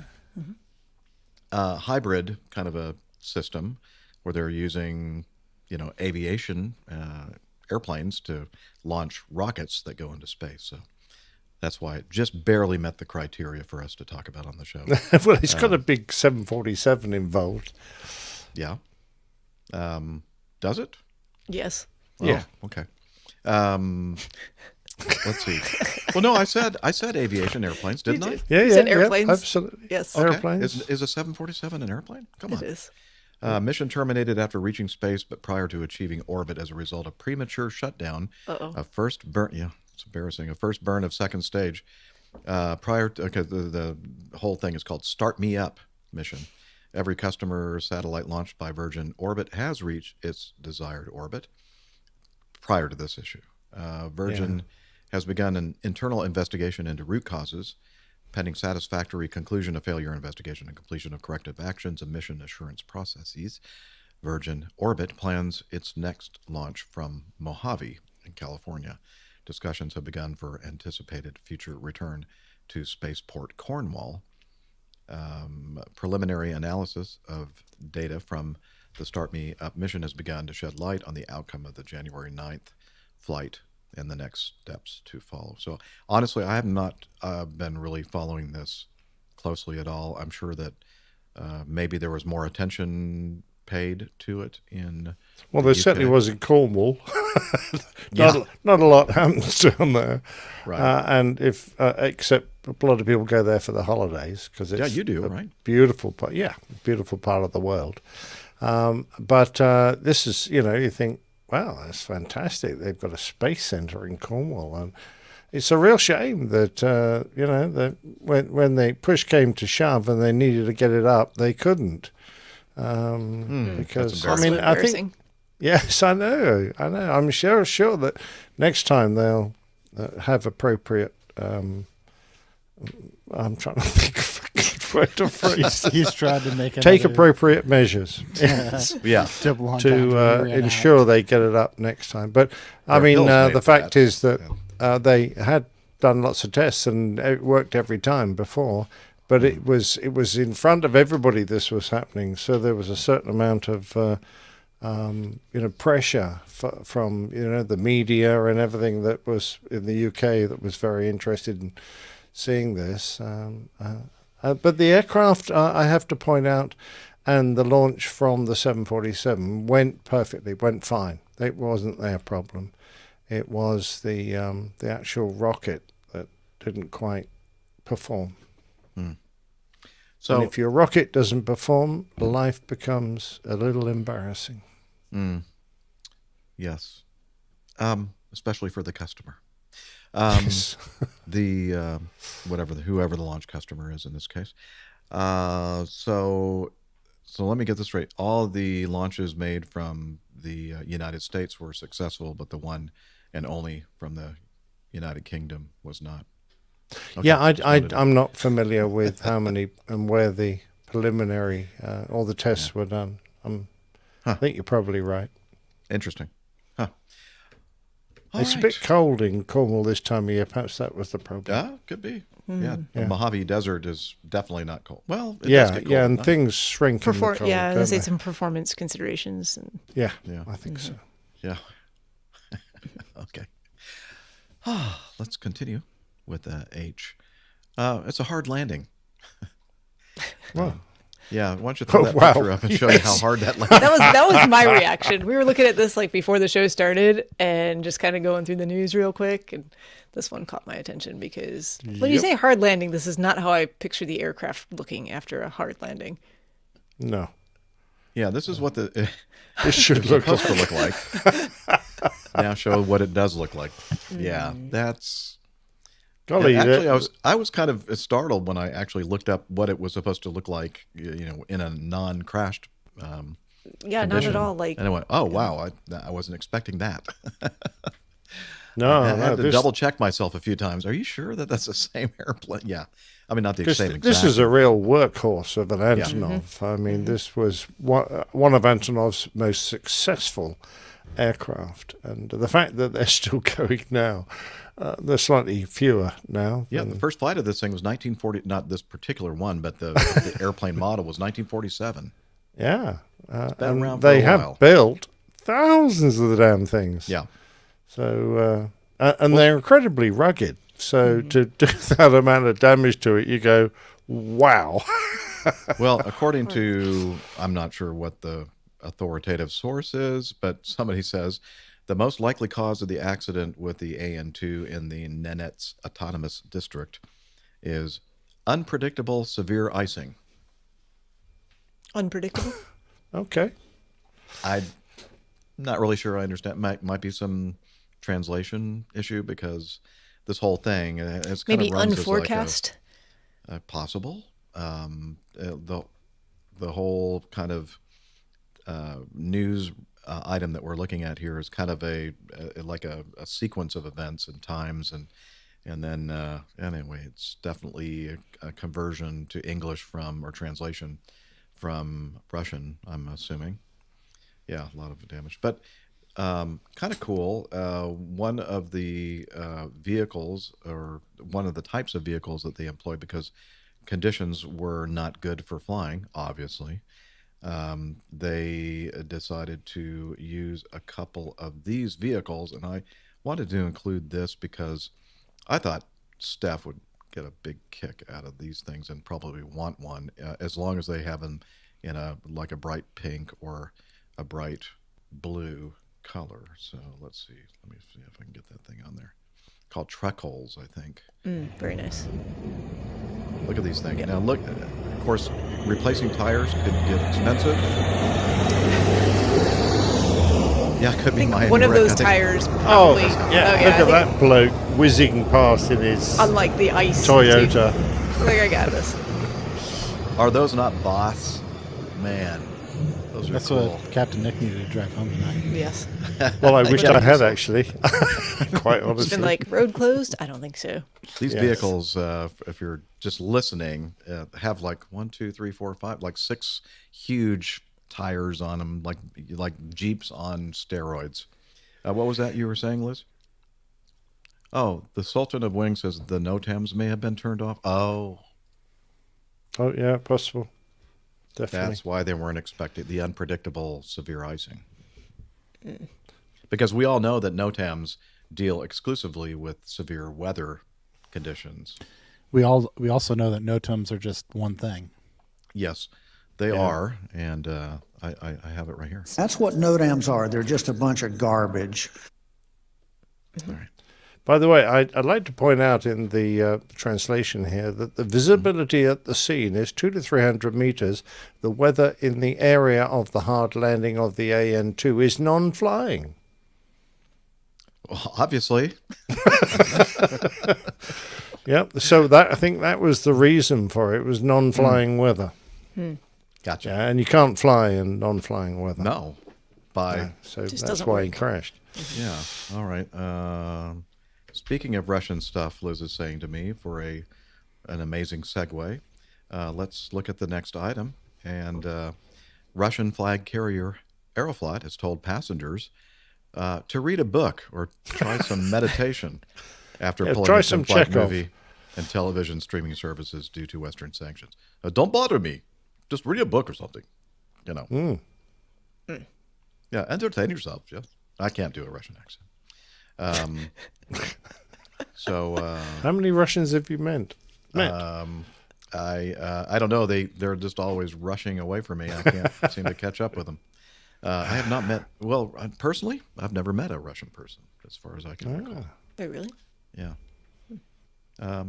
Anyway, taking to its Telegram social media page, the airline suggested that rather than watching in-flight entertainment, passengers could instead take stock of the year. I don't know if you want to do that, actually. Yeah. And perhaps make a wish list or write plans for the new year ahead. The latest sanctions have hit in-flight entertainment services on Aeroflot's narrow-body fleet of Airbus A320 and aircraft and some Boeing 737s, where content is streamed to the passenger's personal mobile device. Aeroflot promised, however, that the refusal of foreign suppliers to provide this service would only temporarily take streaming entertainment off the air, and that the airline was already working on a domestic solution to get around sanctions. So because of the sanctions, they're Good luck not with able that. to do that. Yeah. I love the bit at the bottom there where they mentioned shuttered Starbucks. And that's shuttered, not shattered. Starbucks coffee shops were soon rebranded and reopened as Stars Coffee Shops. And McDonald's has been reinvented as... Oh, damn, I wish I... Let's hear it. You walked right into it. You volunteered. You volunteered. Give us your best Russian. Okay. V Kuzno I Tochka. Not bad. Yeah, which sounds just like McDonald's. I do remember stories about McDonald's being being fairly early to abandon Russia. Yeah. After the conflict began. It was a huge thing when the first McDonald's opened in Red Square, and there were queues round the block. And even though the price of the McDonald's was just horrendous, it was like a week's wages or something. I'm probably exaggerating enormously, but for a Big Mac, it was expensive. There's all these stories over here in the United States. McDonald's is like bottom tier, like tossed together food. And I had heard so many stories about like how over in Europe, it was like, it actually looked like when you got a hamburger, it looked like the picture in like the It looked like a hamburger? Yeah. Like everything lined up in the sandwich. You should go to Tokyo. They look quite nice. Then they got a teriyaki burger. And man, when we got to France in the Goon, we flew until 10:45 one night because the sun stayed up so long, and the only place that was left open was a McDonald's, and it was tremendously disappointing to go there and get a hamburger that looked exactly like an American McDonald's hamburger. My favorite. This is an aside that has nothing to do with anything other than McDonald's food not looking like the picture on the advertisements.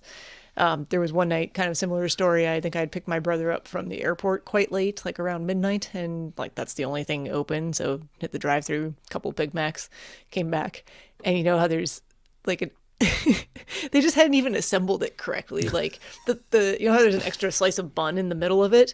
They had put that one together with like the top bun and then the two pieces of meat together. Like it wasn't even assembled properly. It was great. I still have a picture of it somewhere. I'll share it eventually. I love it. But how does it taste? Does it taste? It tasted like a Big Mac. Okay. Yeah. Yeah. There you go. Anyway. That's what matters. Yeah, Royale with cheese. Mike Royale mentioned. with cheese. That's the Pulp Fiction reference. Pulp Fiction, yeah. Everyone thinks of. Yeah. All right. Let's skip down to 1 Lima, and then we're going to move on out of the news segment. This is from Paddle Your Own Canoe. An Indian airline accidentally left 55 passengers behind. Oops. After staff forgot that they were still on one of the 4 buses that were transporting customers to the aircraft. India's civil aviation regulator has reportedly demanded an explanation from the airline over Monday's snafu. I'm surprised they didn't call it a glitch. Go First 116 was already running about 30 minutes late on Monday when airline staff decided to shut the aircraft doors and get the flight underway, despite the fact that 55 passengers hadn't yet boarded the plane. The Bengaluru to Delhi flight ended up arriving just 13 minutes late. Yay!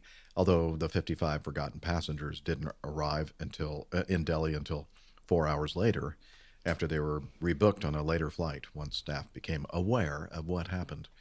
Responding to passenger complaints on Twitter, the airline said, quote, "We regret the inconvenience caused. It remains unclear why the bus didn't make it to the aircraft in time or why the airline didn't wait for the bus to arrive. The airline says it will investigate the incident, but has declined to comment any further on the matter." You know what would get this aircraft out of here on time? That's right. If we just forgot about that bus. What bus? I'm trying to work out what their load sheet looked like, because 55 passengers is not a small no, that's a error. significant amount of weight. To have on your load sheet. And I just want, I mean, were they all the passengers in the back or perhaps all in the front, in which case your center of gravity would be completely cockeyed?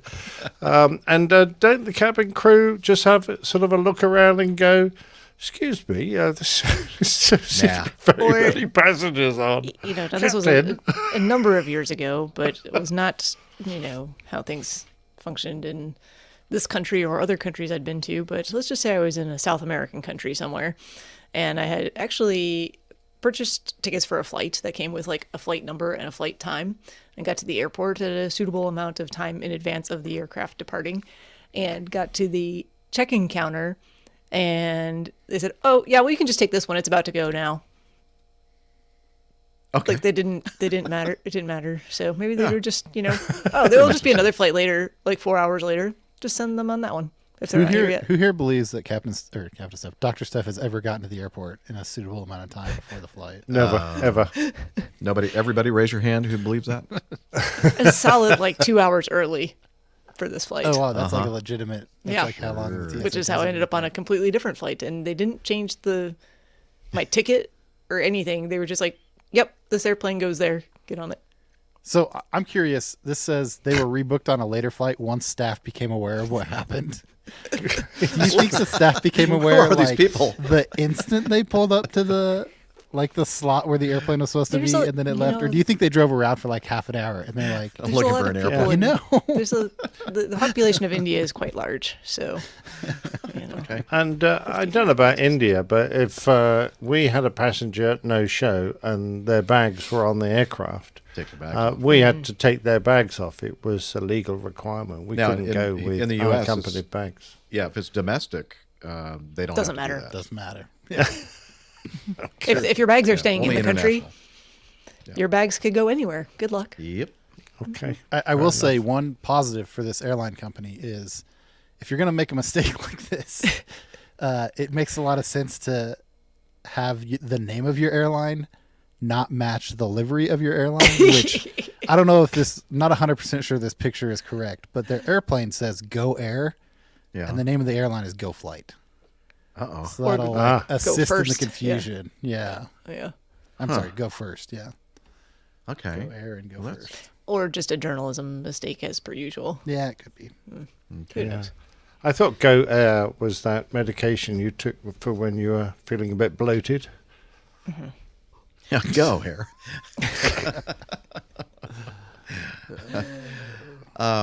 Nick, we understand that you need to leave us. Nick, yes. Nick Camacho. Yeah, I probably Nixie. need to get moving. All right. Because we'll say goodbye, and then we're going to move to the plane tail so that we can get Nika in bed, so to speak. Sounds good.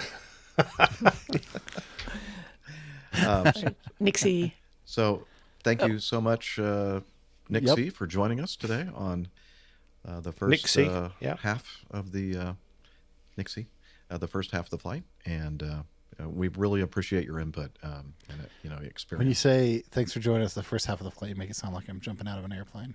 Oh, I'm sorry. I'm strongly Did I say flight? I mean, he did say flight. He's just so used to giving PAs. I'm sorry that you're having such a bad expecting time smooth on air this on the flight. first half of the flight, and the second half of the flight, you won't be with us any longer. Sorry. All right. Hey, it was good to see y'all. We'll see you next time. Great to see you too. Bye. Cheers, Nick. Bye-bye. All right. It is now, we're going to do things a little bit out of order. Normally we do our Getting to Know Us segment, but we're going to play this week's Plane Tale from the old pilot. And it's one of our favorite episodes, which is the RA off. RA off. Liz is saying something to me, and I'm trying to understand what she's saying, and then that just came out wrong, completely wrong. Sorry. Love it. Liz? I can't laugh too much because that happens to me regularly when I'm trying to like dictate things on the voice to text dictation, and same thing's happening, like someone's talking to me or I'm like reading here and saying something else. It happened. So you're off the hook for that. Thank you. Appreciate it. Mm-hmm. So what Liz was saying, that Roger is Roger still with us in the live audience? I haven't seen him for a while. Okay, he was here earlier. Anyway, he was very proud because he was able to fit the entire title of the Plane Tale episode in the intro, which Nick didn't hear because he wasn't here at the time. Anyway, you can listen to it after the fact. But thank you, Radio Roger, for doing that. That's awesome. And now, without further ado, we're going to, not the ROF, but the RAF Form 414, Volume 19. Here we go. Not easy for me to say.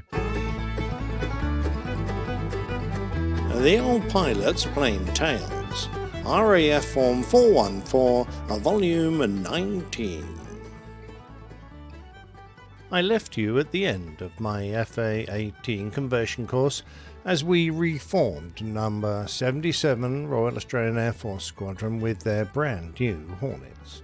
So far, our one and only aircraft, A21-5, was being shared around, and everyone wanted a piece of it, either to fly or to learn how to fix it. The squadron execs were pretty busy dealing with the job of getting the new squadron personnel squared away, so the rest of us got more than our share of flying. There wasn't much we could do with a single jet, but I was happy to just play with a multi-million-dollar toy and get used to my new home. Willie, as RAAF Base Williamtown was usually referred to, was about 80 miles north of Sydney, the home of the nearest other RAAF base, Richmond, which housed various transport units, mainly Hercs. I spent a trip visiting our other diversions, which were small municipal airports, several of which were unmanned. What was commonplace for someone who grew up flying in Australia, the United States, or perhaps Canada, was an anathema for me. The United Kingdom has many airfields, but only the smallest, which would be unsuitable for fighter jets anyway, didn't have at least a tower to chat to. Now I had to learn to make position and intention broadcasts on a common frequency, with the only reply coming from some bug smasher that might be in the pattern. At night I also had to remember to turn the runway lights on, achieved with a sequence of radio blips on a particular frequency, and then hit the clock so I'd know when they would turn out again. When I asked what fire cover these places had, the Aussies replied, "What part of unmanned don't you understand?" In other words, should one of my untamed carrier landings end in flames, I would have to hope that somebody noticed and then wait for the local fire brigade to turn out. We'd been going for nearly a month when the second aircraft, A21-2, arrived. Now we had someone to play with. It was like a lonely dog getting a friend, and we would fly around each other in ever-decreasing circles, having fun. Apart from a few bombing sorties, we did an entire month of 1v1 intercepts and combat. Great fun. The bombing was also fun, since we were ringing the changes a bit and trying all sorts of deliveries, from level laydown attacks at low level to 45-degree dive bombing, both day and night. I seem to recall that those high-level night dive attacks provided a moderately high level of adrenaline, but not as much as strafe. I've neglected to mention that the Hornet's M61A1 Vulcan cannon could be used for more than just drilling holes in a Hessian banner. It could be fired at the ground. Of course, there was always a question in my mind as to the wisdom of getting a very expensive fighter aircraft very close to the enemy, where you risked being brought down by a kid with 4 weeks training and a cheap old AK-47. The cost-benefits didn't seem to balance, but that wasn't really the point. It wasn't like the A-10's mighty cannon that reached out over miles and turned people into stone for just glancing at it. The Hornet had a capable enough gun, so we needed to learn how to use it. We strafed from low-angle dives, just 10 or 15 degrees, and the radar gave the range countdown in the gun sight, so we knew when to fire. Like anyone who knows how to shoot well, the trick was to get into a groove and fly the aircraft very smoothly as rough poling sprayed the rounds far and wide. All that was then required was to get into range, fire a good burst, and recover. This, I guess, is the time to make a confession. You had to get very close, about 1,000 feet, to get a meaningful score, and at 400 knots or so, the ground came up pretty quick. Once the burst was done, it needed a 4 or 5G pull to get away and recover from the dive without getting a low height warning from the range safety officer. And even so, it was quite likely that the jet wash would kick up sand from around the target. Go below 50 feet and you got yourself a warning. Do it twice and you were sent home. The difference between a clean firing burst and frightening yourself was remarkably small. What's more, there was always the risk of ricochet damage. Behind the target, with its acoustic scoring device, was a sandbank to contain the rounds, but there was always the chance our 20mm shells would bounce off one fired previously and leap back into the air for us to collect as we flew over the target. This was one of the reasons we flew right-hand pattern, since the Vulcan cannon rounds tend to spin off to the left. Those who excelled at strafe seemed fearless and earned my admiration. 3 months went by, and suddenly the squadron seemed awash with jets. Well, another 3 or 4 arrived, and I got to participate in my first exercise, Cope Rasher. The name reflected the fact that there were some F-111s taking part, which the Australians like to call the pig. We made up some packages from a mix of Hornets, some of the last Mirages, a few Macchi jet trainers, a small herd of pigs, and then ran at each other. What the score was I can't remember, but this was followed by some 4v4 combat, all in the aid of a deployment by our sister squadron, Number 3 Squadron, who were leading a bunch of Hornets taking part in a major multi-nation exercise in the Philippines, Cope Thunder. This would be the first time the Aussies had shown off their new fighters, so a select number of the most experienced pilots were chosen, mainly from 3 Squadron. My boss explained that although I couldn't go all the way with the deployment, I was going to take a spare aircraft up as far as Darwin on the north coast, in case one of the others broke on the way. I duly manned up and joined a formation, making up the 4th aircraft, and we set off to the northwest towards our midway refueling stop in a mining town called Mount Isa. The town was, to quote a common colloquialism, beyond the Black Stump, the back of Burke, or in the Gaffer. All refer to somewhere in the vast outback beyond the remote town of Burke, where wildfires leave blackened stumps of trees, and in the great Australian Ethel. The town of Burke is actually named after Fort Burke, itself named for Sir Richard Burke, a governor in the mid-1800s, and not, as I thought, after Burke of Burke and Wills fame. This pair of European explorers led an expedition to find an inland route between South Australia and the north coast. They died malnourished and exhausted despite being nurtured by the Cooper Creek Aborigines, when Burke foolishly shot his pistol at one of them. The Aborigines left them to their own devices, and within a month they had both perished. Mount Isa was founded by a lone prospector, John Miles, who came across an outcrop of yellow-black rocks that turned out to have high levels of lead, silver, copper, and zinc. He staked his claim in what turned out to be one of the world's most productive single mines in history. As far as we were concerned, the town had a suitable airfield to land at and refuel. There were, however, a couple of potential hiccups.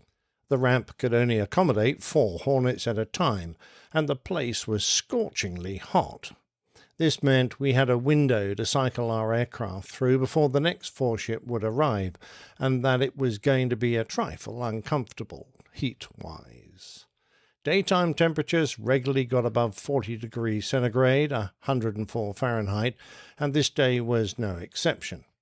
After negotiating the massive chimneys, one of which rose to 1,000 feet, about a mile off the centerline, in the claggy red dust that rose from the mine, we played Follow My Leader as we backtracked to the entrance of the apron. I lifted the big canopy to let my sweat dry a bit, and was met by a wall of heat straight out of Dante's Inferno.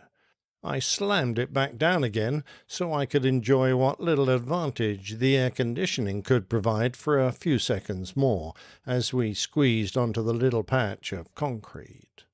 Once it became inevitable, I opened up and climbed out across the wing and onto the tank so I could safely jump down. The aircraft was already so hot that I had to put my gloves back on so I could touch it. There was nobody available to turn us round, so we did it ourselves, opening panels and checking quantities and pressures, but all was good as the aircraft had been well prepped at Willie, and there was no need for replenishments apart from fuel. While I waited for the Bowser, I checked the maintenance fault codes from the reader and filled out the turnaround paperwork. The refueler arrived, connected his hose and static lead, and I confirmed the delivery pressure. By now my flight suit was dark green, soaked with sweat, as I watched the fuel come aboard, when I heard the distinctive clack of high heels behind me. I turned to see a vision of beauty as a young flight attendant in a crisp, starched blouse and miniskirt, which emphasized her swaying hips, emerged like a mirage through the heat haze rising from the concrete. She had apparently stepped out of a nearby executive jet, and on her upheld hand was a small shining tray holding a tall, ice-filled glass of Coca-Cola, condensation misting the sides. She grinned and said, "Geez, mate, you look a little warm." The flight on to Darwin went smoothly, and an hour after landing we were in the mess bar downing a cold tinny. At that time, the airfield beside the capital of the Northern Territories was a shared military and civil base, which housed No. 75 Squadron, the last remaining Mirage unit. Darwin had a great history that started with the Dutch in the 1600s, continued with the British when HMS Beagle visited, and was named for the renowned naturalist Charles Darwin. It suffered many attacks from the Japanese, which commenced when 188 Japanese warplanes from the same fleet that had previously bombed Pearl Harbor swept over the town in 2 waves. They unloaded more ordnance than had been dropped on the American base, resulting in by far the most serious level of damage on Australia at that time of the war. After pinching a few components from my aircraft, the rest of the chaps departed north towards Indonesia, whilst I took my lone Hornet to the south. My boss had suggested that I take the opportunity to return to Willie the long way round, a sort of circumnavigation of Australia. He got one of the Australian pilots to write me a handful of flight plans, not something we ever did in the UK, give me a quick briefing, and I was left to my own devices. I planned to take a look at Uluru, which some of you may know as Ayers Rock, and then drop into Alice Springs to refuel. Then I'd head west to Pearce Air Force Base near Perth in Western Australia, where I could catch up with my father over the weekend before coming home across the Great Australian Bight into RAAF Base Edinburgh near Adelaide, and then a final hop back to Willie. Heading down to the enormous sandstone Inselberg, I crossed some of the most remarkable and beautiful parts of Australia within the Kakadu National Park, a vast protected area of diverse ecosystems, including extensive areas of savanna woodlands, open forest, floodplains, mangroves, tidal mudflats, coastal areas, and monsoon forests. Even from my height, I could see the enormous Arnhem Land Plateau, from which its ancient sea cliffs gave birth to huge waterfalls. This magic land petered out into the now familiar red desert of the interior as I let down towards the ancient rock that is Uluru. This island mountain is a monolith that, like an iceberg, is larger beneath the surface than above. With its origin in the Neoproterozoic period, it is 500 million years old, and originally laid down as horizontal layers of sand. It was pushed into a vertical position during a later period of geologic upheaval and mountain building. I cruised around taking photos and carefully avoiding the sightseeing aircraft that were carrying other tourists because I numbered myself amongst them. The massive edifice looked as impressive as I had hoped, but before long I had to head off to Alice Springs as my fuel was getting a bit low. Sequencing the inertial waypoints to the one I'd set up at my destination, I climbed and headed off to the northeast for the 200-mile transit. As I approached, I descended to a couple of 1,000 feet as I angled towards the airfield, looking for the runway, when I glanced down at my moving map. On it I could see a small red circle just off my intended track that indicated some kind of sensitive area to be avoided. I had no idea what it might be, as nobody had bothered to mention it when we were planning, and anyway, I was going to miss it. I guess everyone assumed that I had somehow heard of the one and only permanent piece of prohibited airspace in the entire continent of Australia. I'd been peering ahead looking for the airfield, but as I went past I dropped my wing to see if I could spot whatever this little red circle protected. In the UK there were an absolute myriad of such avoidance areas, and try as we might, we often accidentally busted them, so when the wing moved aside to reveal a cluster of white golf balls, not as I expected a few miles off to one side, but directly underneath me, I only felt a little pang of guilt when I realized the inertial navigation system must have drifted off a few miles. I was blithely ignorant of the place they called Pine Gap, or more properly, the Joint Defense Space Research Facility, known by the U.S. National Security Agency as Rainfall, part of their Five Eyes secret echelon surveillance program. There is little doubt that the place is an intelligence gathering facility partly run by the CIA, and as I was about to learn, it is shrouded in secrecy. Alice was on runway 12, so I angled my track to arrive on a right-hand initial for a military-style run and break into the circuit.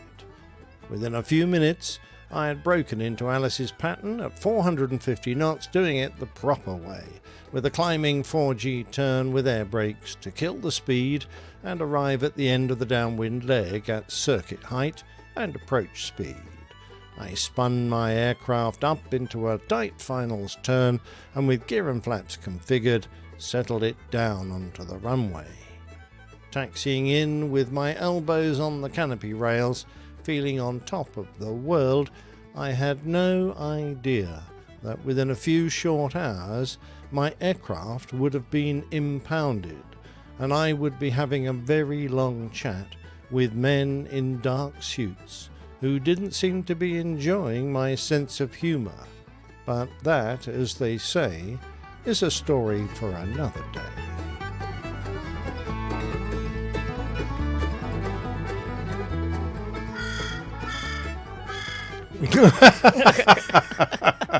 We don't really appreciate your sense of humor either. I don't know. I appreciated that approach description, though. That would sound like some fun flying right there. I'd do that. Yeah, I don't blame you when it comes to sense of humour, but the standard Air Force run and brake was to arrive down the runway or just on the dead side at around 400, 450 knots, and then you slam the throttle shut, full air brake, pitch up to circuit height, and try and arrive from that turn at the end of the downwind leg, fully configured, and then all you had to do was fly finals and land. I'm familiar. That was the idea. I mean, not with 450 knots. That's a little fast. The 450 knots. A little bit high for. Well, I must admit, we used to laugh a bit at Lucas because we had a university air squadron there who flew the little Bulldog, a little propeller-driven trainer, and they used to try and copy the same thing, except when they started the pitch out, they used full power so they could climb to the end of the downward leg, which kind of spoilt the effect a little. Just need to shorten their downwind. Yeah. There you go. So I'm thinking I might just go straight into another one of these tales just to finish off the story because... Oh, yeah. Well, you can't leave us hanging there. Right. We want to know what was discussed. I just love these RAF Form 414, a veritable cornucopia of Nick's aviation adventures. Misdemeanors. I was going to say escapades. It involves a lot of misdemeanors. Yeah. Actually, I'm sure I we have haven't to heard say, the end of it. No, you haven't, because I really honestly don't know how the Aussies put up with me. I put up so many blacks during my 3 years there that, it became something of an embarrassment for me. So this was just one of the first, I'm afraid. Yeah. Well, that was very. I mean, so much in there. It's awesome. Thank you for doing another one. Well, they were very generous to me, giving me an aeroplane just to go around Australia, and I thought it was brilliant. And then, of course, by the time I got back to Willie, all hell had broken loose. I'm not kidding, and I was just a bit bemused, but I'll tell it all in the next one. I can't wait to hear that. I am looking forward to it. I've been to of all those places you mentioned. Well, I've been to Darwin and was it Richmond? I think. Yeah. Richmond, the transport base. Yes. Yeah. All right. Very good, actually. Because Darwin, I loved it. It's such a sort of Wild West town, not big but full of character. And there was Wild a famous beer. Yeah. You could buy a Darwin stubby, because normally the little short beers that the Aussies drank were called a stubby. But in Darwin, they were twice the size of anywhere else in Australia. They drank so much and so fast. Like those Foster's cans that we have in the U.S. Then you talk. We've done that on our show, talking about Foster's lager. Yeah, we get a lot of grief Australia for that. Yeah, Australians do not like Foster's. They hate it. Yes. They usually, most of the time, they go, "What is that? What are you talking about?" Yeah, no, because no one drinks it in Australia. Well, back in the 80s, they did. Yeah, that's true. Yeah. All right. Exactly right. Yeah. Well, it's time to get to know us. Thank you, Nick, for the Oh, you're welcome.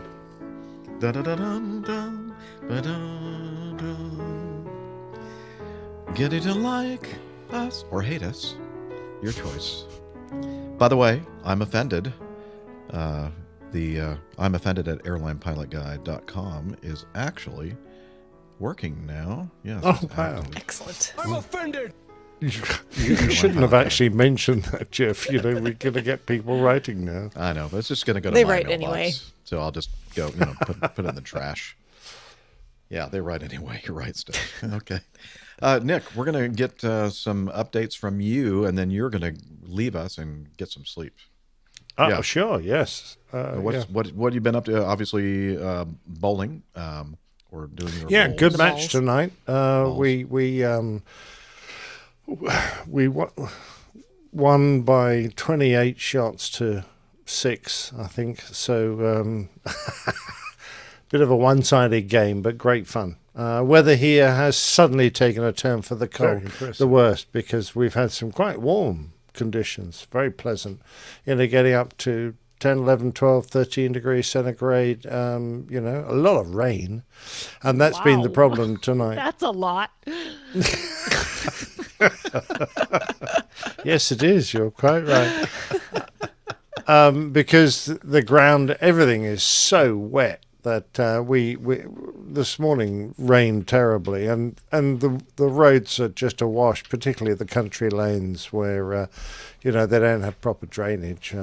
So when the temperature suddenly went to like -4 tonight, everything's frozen over. So it's a bit dangerous out there. So if you are driving, please be careful. And hence my late arrival. I had to try and find some main roads to get home. Well, we're glad you did. Yeah, thank you. And I'm glad I didn't quite go off the road. I very nearly went off the road. Came around a corner and hit an unexpectedly slippery piece of road. And I was only doing about 20 miles an hour. It doesn't matter. It's still terrifying. You can't Oh, stop. absolutely. Just absolutely nothing I could do. I was just now a ballistic missile heading towards the grass bank, but luckily we came to a halt before then. Anyway, made it back. Well, we were a little worried you'd have to spend the evening at the Bowls Club, and I'm sure there's nothing to drink there. What would you have ever They've done? got a nice bar. There We you go. could have done It'd be that. just fine. Exactly right. And I'm sure someone could have whistled up some McDonald's. Anyway, no, that's fine. That's been my my couple of days since the last show. Nothing special at all. And the following week, we've got a pub quiz tomorrow, which is always good fun. Jeff's come to one of our pub quizzes. Yeah, I look forward to doing that again. Yeah, when I retire and move in with the Andersons. Yes, we're gonna have a lot of fun. You'll be at every weekly pub quiz. Yes. And tomorrow they're cutting the trees around the electricity power lines that serve our small area. And because the trees might fall on the power lines, they're going to turn off the power. So we've got freezing temperatures and we'll have no heating tomorrow. Thank you very much indeed. So they're going to do what they're afraid that they could possibly do, maybe. And then maybe do anyway because everything's frozen. Exactly. Yeah. And they could have done this in the summer. Why don't they do this in like July? Or even May might be better. But no, they've chosen the middle of winter. I guess Thank without you the very leaves much on the indeed. trees makes it simpler. So I probably won't be able to do any work tomorrow on the next artwork. But anyway, tell us about the previous shows. Yeah, I was just going to mention that. And thank you very much indeed for whoever came up with the dressing my props, which I think is something people do when they sort of stand their props up so they all look symmetrical. Nick Camacho was telling us that was one of his tasks that he had to perform for his. So if you get like a big Nick in the not a Nick like Nick Anderson or Nixie, a Nixie, but a ding in a prop, then you file it down and dress it. Oh, that's what it was. Yes. Yeah. Very much. Anyway, I took that literally. So we've got. I see you did. We've got a DC3. We have some dressed up props. Yeah, with a couple of props dressed up like a couple of Wild West gals in their fancy gear and their hats and lipstick and everything. I like their boots, actually. I found some really nice boots for them. How you did. Yes. Very sexy. Turn of the last century. Very sexy, yeah. And I don't know if Nick knows Lockheed, this particular DC-3 or C-47. I can never really tell without looking at the big doors at the back as to what they are. But anyway, this one's an Acme Airways one, so that's hence the artwork. Yeah. Okay. Like it. And if anyone's looking for the show number, just look in the blue stripe behind the Acme. Liz says she saw it. She found it. Oh, did she? Good. I didn't try. Sorry. Boo. Boo. Just being honest. Right. So, artwork. Now, any suggestions for this one? Let's Captain see. Jeff Stowaway and wet farts. I mean, My wet farts? Or no? Please don't associate that with me. Sorry, that was wet starts. All right. So Liz, I'm going to bring you in. All right, here she is. She had a suggestion. I think it was a Stowaway. Yeah, a little cartoon Stowaway there in your wheel well, Nick. Oh, that would be a very easy one to do, yes. Let's do it easily for you. So. Yeah. Okay. Yeah. What are we actually going to call the show then? Stowaway. Stowaway. Yeah. Well, or else if you can think of something else, but... Or found you. Stowaway. Yes. And although I must admit, wet farts has a certain attraction. I mean, that was my vote. Not to me, they don't. No, I don't find that attractive at all. Well, Nick and I are, we're like 5 years old. Starts. It was wet starts. But... Yes, wet starts. Oh, wet starts and wet farts. So, wet starts or a jet farts? engine. That's what Tim misheard. Yes. Tim wet coming out of it. Tim needs his hearing aid adjusted. Yeah, Tim needs to get new hearing aids. Exactly. Oh, it was Tim. Yeah, that's typical. Yeah. Anyway, have a good night, Nick. Thanks for getting home safely. Oh, well, my pleasure. Brilliant. And you have good rest of the show, and see you next week. Bye. All right, great. Good night. Get a good night's sleep. Our best to Jilly and the dogs. Thanks very much. Cheery, bye. Cheers. All right. Okay. Well, Dr. Steph, what have you? I know it's only been a few days since we. It has been a few days, but had you on the show before. But have you done anything interesting? So I had a impromptu get together with a community member of ours. Oh. I believe you know him. He's the other Jeff, Colonel Jeff. The good-looking. Wait a minute. I don't know anybody Jeff. that's good-looking named Jeff. Well, he, doing his new gig, non-airline flying, kind of interesting, and I'm sure he'll tell us more about it at some point, but sounds like he doesn't always really know where he's going to be at the end of each day, but on Friday, the end of his day happened to be Charlotte. So he sent a message and said, hey, if you're around, want to grab food, a beverage, something along those lines? And I said, yeah, that'll work. I'm, at an office not too far from where your hotel is near the airport, and we should go get some barbecue and beer. So that's what we did. We had a very nice catch up and talked for a couple hours and had a couple beers and had a little bit of barbecue and some other good southern sides. So it was Define really nice a couple of beers. 4. I talked with Jeff, by the way. I know. Last night. I'm aware. Yeah, he was actually in Atlanta the following yes night, and unfortunately, I was kind of busy with all the stuff I'm doing usually on the weekend, so I wasn't able to meet up with him. But anyway, go ahead, Steph. Didn't mean. Yeah, no, I mean, I was just gonna say it was really nice to see him and catch up with him. It'd been a while. We were trying to remember the last time we'd actually had a chance to see each other in person, and I think it was maybe all the way back to when he did his final flight for his airline, retiring at the age of 65. So that was a couple of years ago. Yeah, can you believe it? No, doesn't seem that long ago. And apparently, you own an item that belongs to him, and I do as well. I do. And, had I known before I left for work that morning that he was going to be in town, I would have returned it to him. Yeah. But I did not get that notification that early in the day. So, alas, I still have it. Yeah, I still have his hat. Yep, I got that all QRH. all wrapped up in plastic. And no, Liz, I cannot wear it to work. But maybe my retirement day, Your my retirement last day, flight. wear an American Airlines captain hat. And people go, what? What? Yeah. But no, it was really nice, and wish y'all could have been there. But he's a great I'm glad guy. he got in touch, and yeah, I mean, he's one of those people that's always like just getting together with one of your oldest friends and just conversation for as long as you want to have conversation for, and interesting topics and good company. The school kids at St. Benedict's in London really love Jeff as well. We love you, Captain Jeff. We'll pretend that's for him too.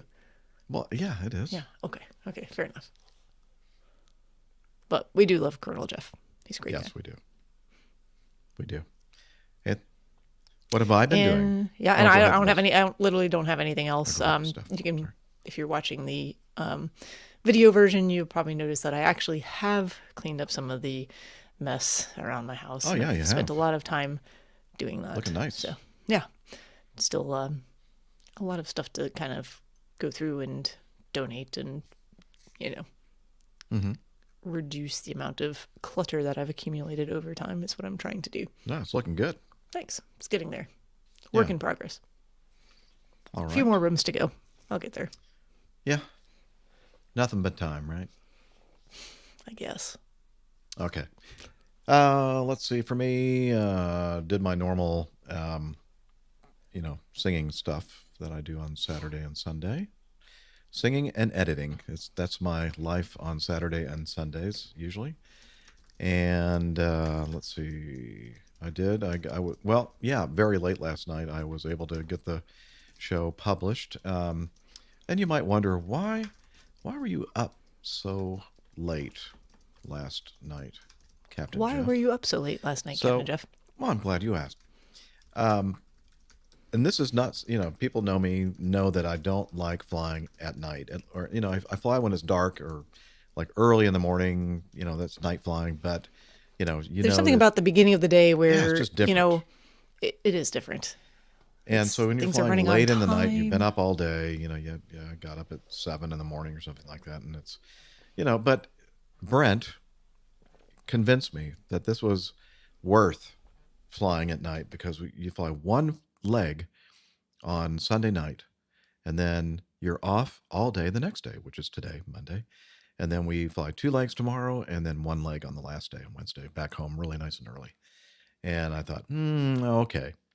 And he said, oh, yeah, I should mention that he's involved in his church. And he said I might be running a little bit later than, I normally do because of the stuff going on at his church. I went, no problem. I'll take care of it. I'll get in, get all the stuff done, do the walk around, do all the flight plan, all the pre-flight stuff and loading the box and all that kind of stuff. And I said, all you have to do is just show up, get settled in. We'll run a checklist or 2 and then get on out of here. And so everything was running just perfect. And it was a beautiful night, cold, but clear skies, and heading up here to Burlington, Vermont. And it was good weather. It was clear skies, not too bad of a wind, a little bit of a crosswind.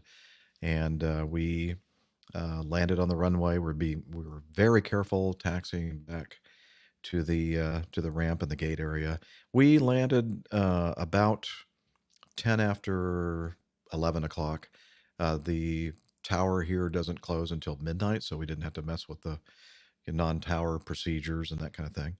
And pull up to the gate and boom, set the brakes, parking brakes set, engine shut down. Ready to get some rest and shutdown checklist.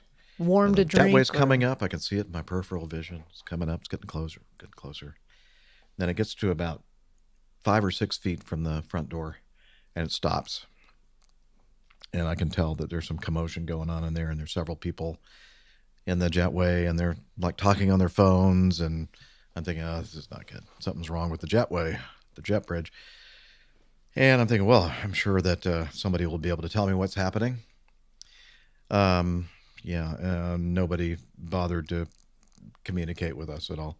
And we're calling them on the company frequency, hey, could somebody please tell us what's happening? And after a bunch of phone calls and looking around, then they move the jetway back. And I'm assuming it's just because the wheels are are getting to a point with the ice covered ramp that they can't get enough friction, enough traction to get us that extra 5 or 6 feet. I'm making all these PAs to the passengers like, well, I don't know for sure. I'm just basing this on what I'm looking at out the window because nobody is communicating with us. This is what's happening. We're all alone. And then all of a sudden they retract the jet bridge like, I don't know, 30, 40 feet away. I'm thinking, Then they're like laying cones out to show a, what'd you say? Oh, why did I put the slides out? Well, at some point I may have, but I wasn't at that point of frustration yet, Liz. And so I was, and people that know me know that I don't really get upset very easily, but there is a certain threshold that I reach where it's at the end of the day, and I'm very tired. Yes. And so I'm continuing to try to update the passengers with information that I don't know and I'm making up basically because nobody's communicating with me.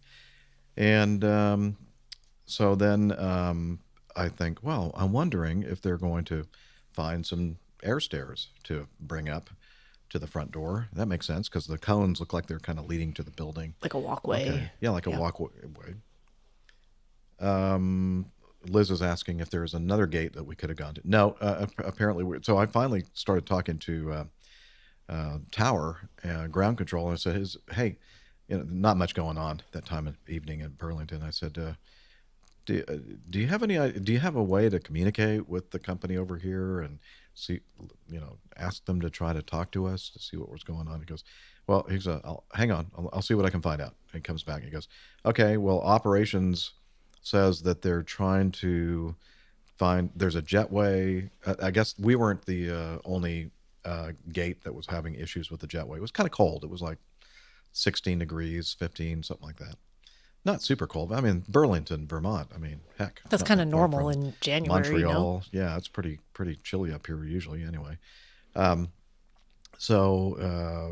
then I noticed, and I could see out the window through the basement of this terminal building, some people walking, like passengers going to, being offloaded off whatever gate that they were at on the other side of the terminal building. I'm thinking, well, that's good. That's positive. Maybe they only have one set of stairs and they're going to get everybody off that airplane and bring the stairs over here to our airplane. And then finally, I call our dispatcher. I said, "Is there any way you can call somebody to just talk to us? Just please communicate with us." And we talk about that all the time here. Communication is so important.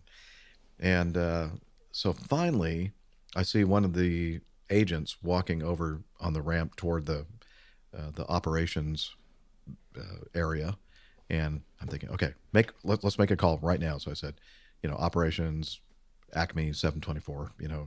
Hello, anybody there?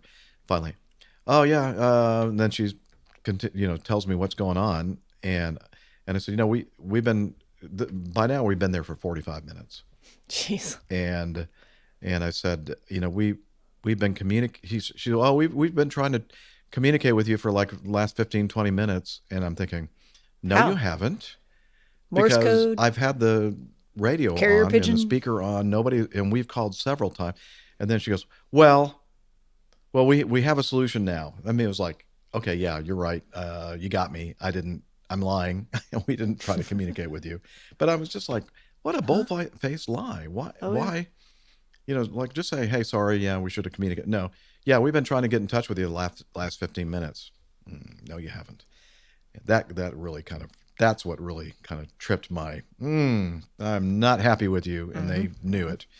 And so finally, I said, oh yeah, well, we finally found some air stairs that will fit the Boeing 717 that aren't frozen. So they borrowed I guess some air that's stairs important. You don't want from people to United.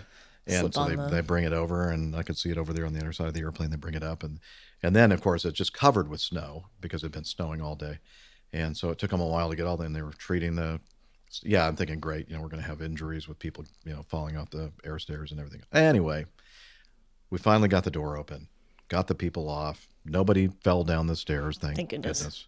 No wheelchairs or anything? No, that's one of the things I asked the I said, please tell me we don't have any wheelchairs. And she said, nope, just one unaccompanied minor. And I went, oh, thank goodness. So we got everybody off and we got ourselves off the airplane and, battened the hatches and got it, set for overnight. Well, so while we were doing the latter stages of this and people were actually getting off the airplane, I asked Brent, hey, could you call the transportation company just to make sure they haven't left?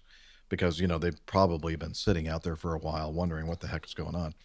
And then I said, never mind, I got it on my phone. So I called. And this guy is like all up in my, like in my face on the phone saying, I've been here for over an hour. And I'm going, well, yeah, I know. So have I. We've tried.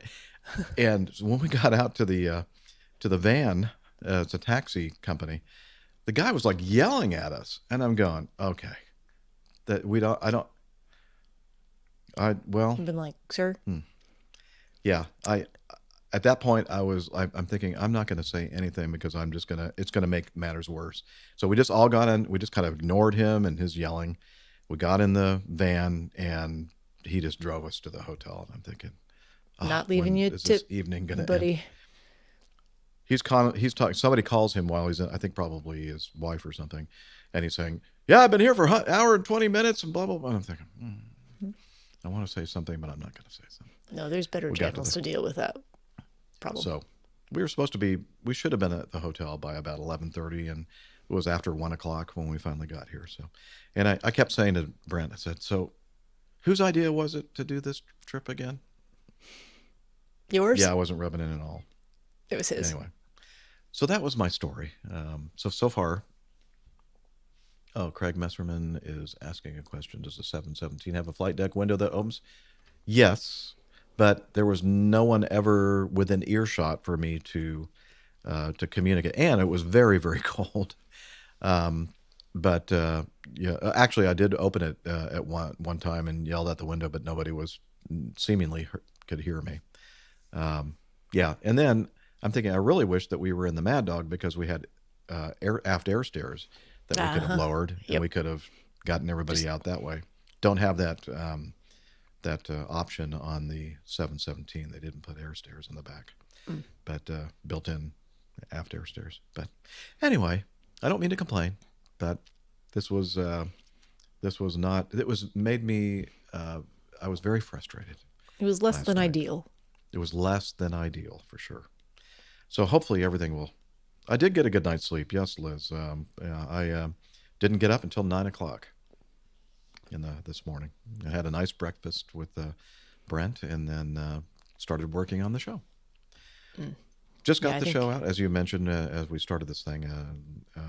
After I got to the room, I was still not ready to go to sleep, and I'm thinking I'll just have just a few more little things to take care of, and then I can publish episode 552, which is what I did early in the morning. Okay. Coffee Fund. Yes. Let me press that button. Yes. Here we go.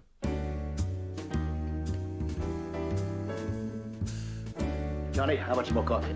No thanks. I love coffee. I love tea. I love the APG community. Coffee and tea and the Java and me. A cup. Not sure what you're doing, Liz. She's singing like an octave lower than I am, I think. The Coffee Fund, Jeff Smith. What a great, he's the jingle master, singing that for us. Coffee Fund is your way to support us financially. Lots of ways to support us, sending in feedback, telling people about our show, etc. But another great way to support us is to send us some money, if you'd like, if you have the resources to do so. A couple different ways. One is the Coffee Fund Classic method. Basically, it's the way to do, like, every once in a while kind of donations. Or you can be a recurrent contributor, like several of you out there do. So thank you very much. We received your recurring donations, and that's much appreciated. The other way is to become a patron of the show via Patreon. And we have a new executive producer. Yay! W. Ogden is the executive producer level, and we do appreciate that. So if you want to become a patron of the show, head over to airlinepilotguy.com/coffee. You'll be glad you did. We will too. All right.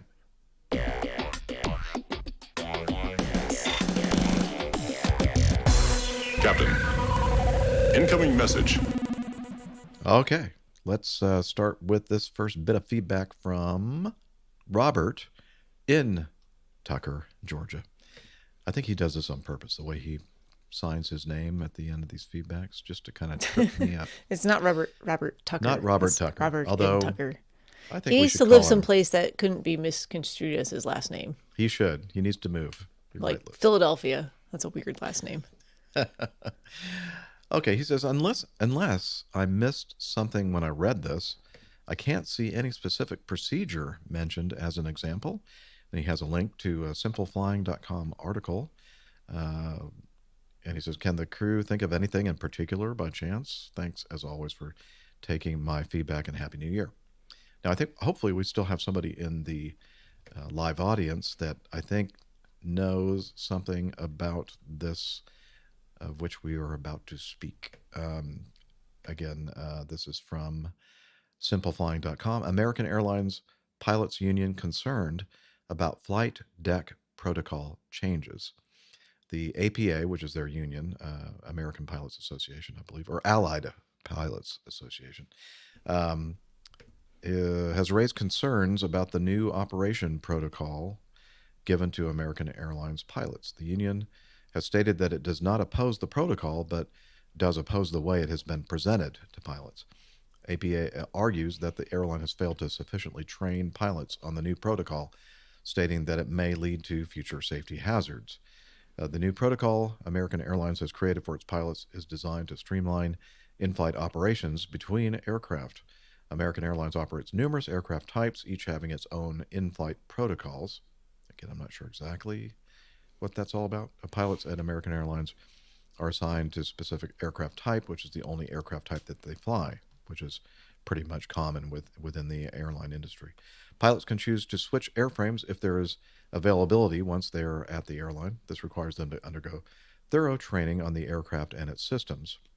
It also requires them to learn new cockpit protocols specific to that aircraft.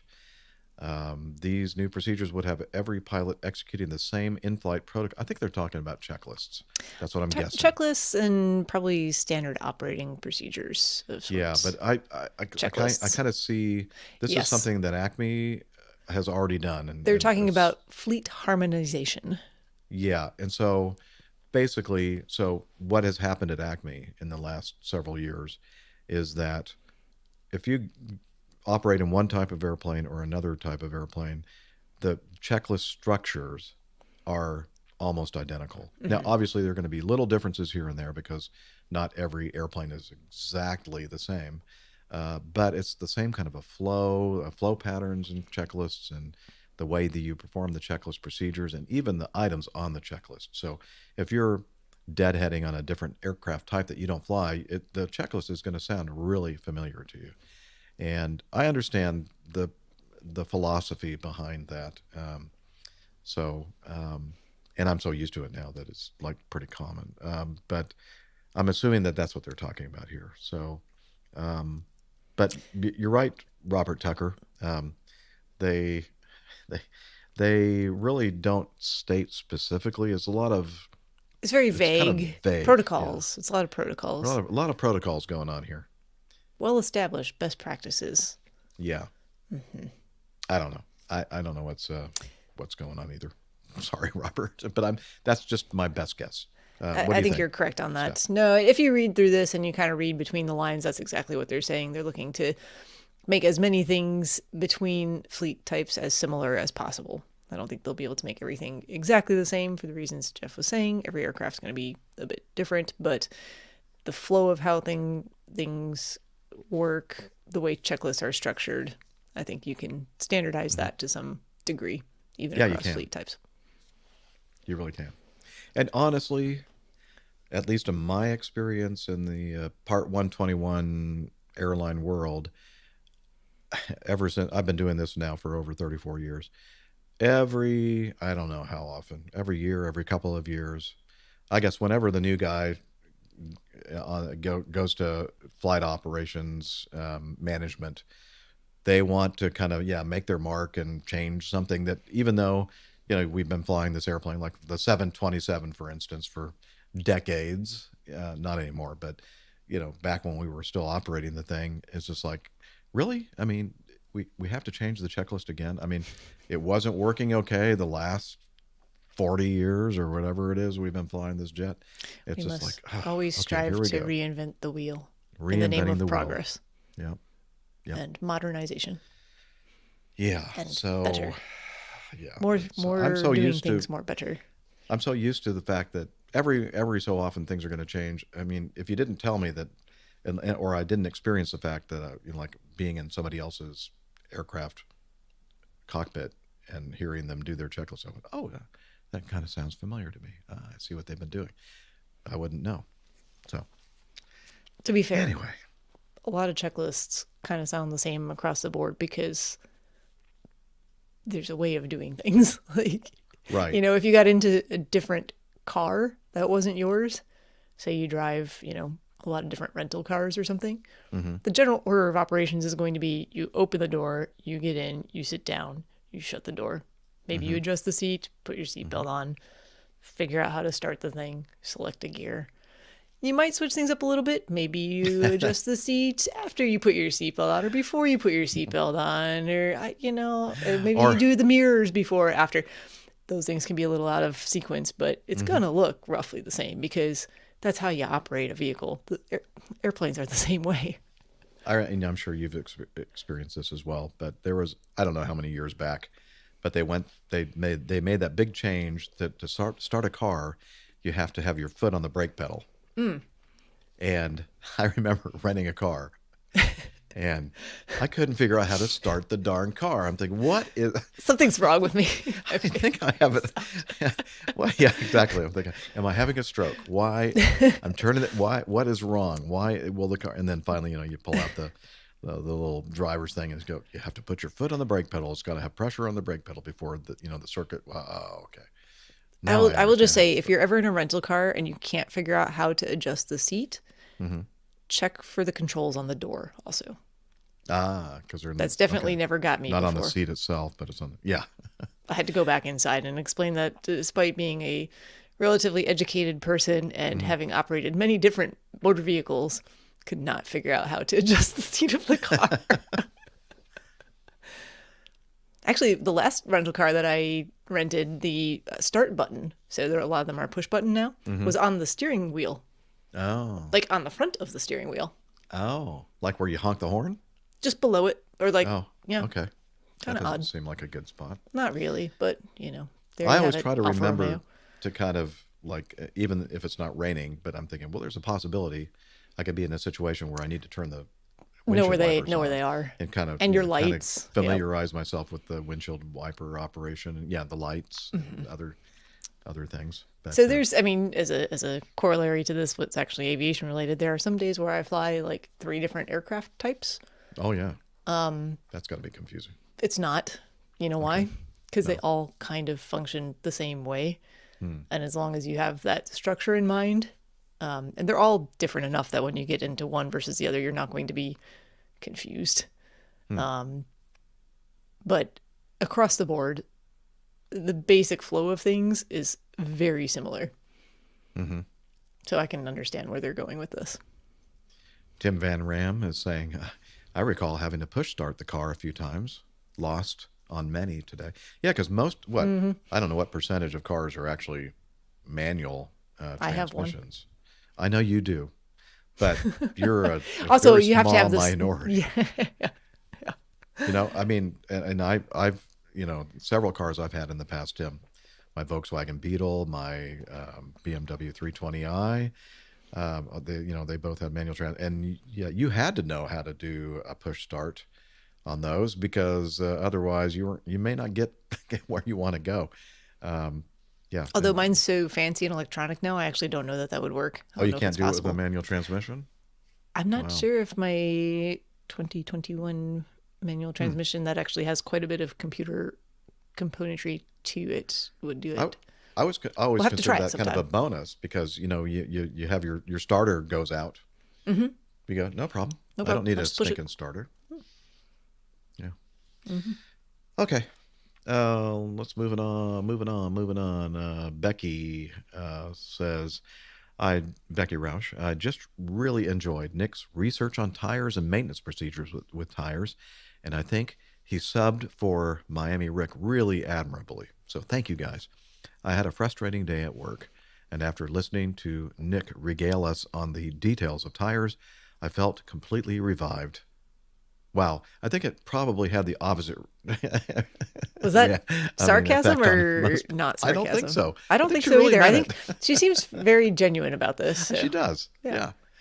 Okay. If I had a really frustrating day at work and then I had to listen to Nick Anderson talk about tires, I think I'd probably hang myself. But it's a little dramatic. Okay, that's a little. I'm overdoing it a bit. Just a little. Slightly. Just a little. Not exaggerating by a lot, but just a little bit. Just slight exaggeration. Slight exaggerations. Last but not least, from Sam, he says, you sent us a link, a YouTube video link to a Dean Martin, Ken Lane, and Foster Brooks. Yeah, you can throw that up there. That's we're not going to play.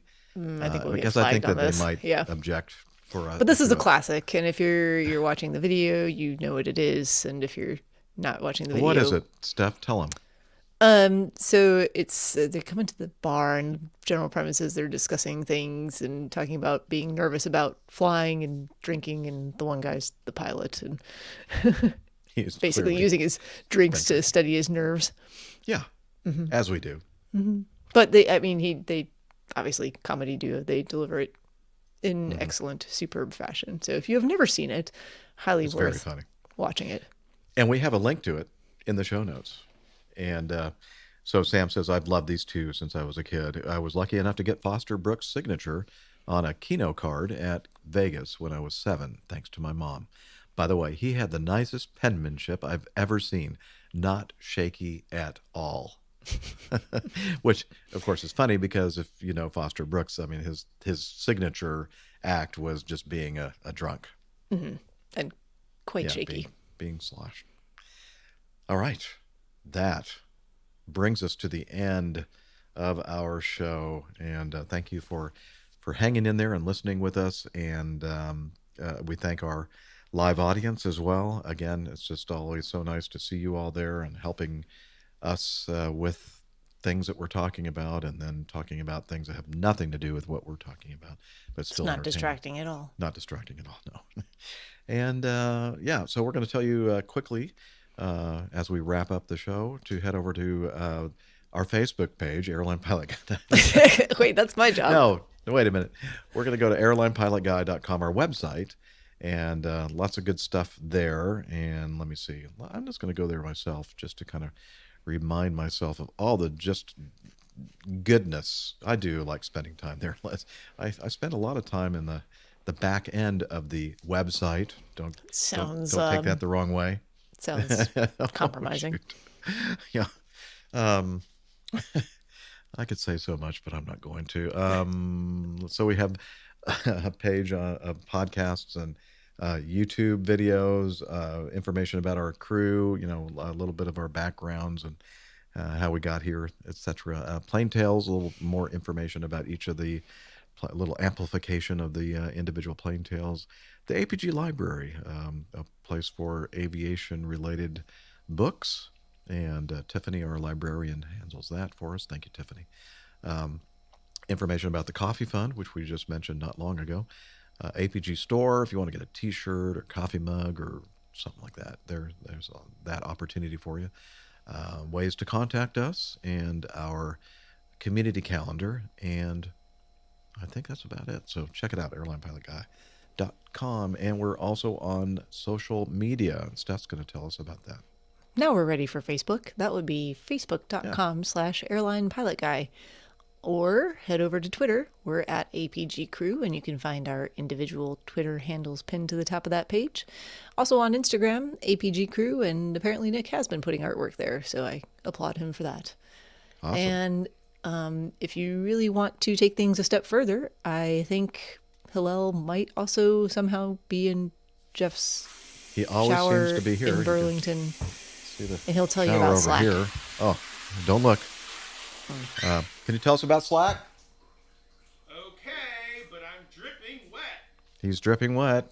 He's excited. So come on over here. Tell us all about Slack. APG listeners, please join us on our Slack team. Slack is a communication, coordination, and sharing platform that works on your mobile, laptop, or browser.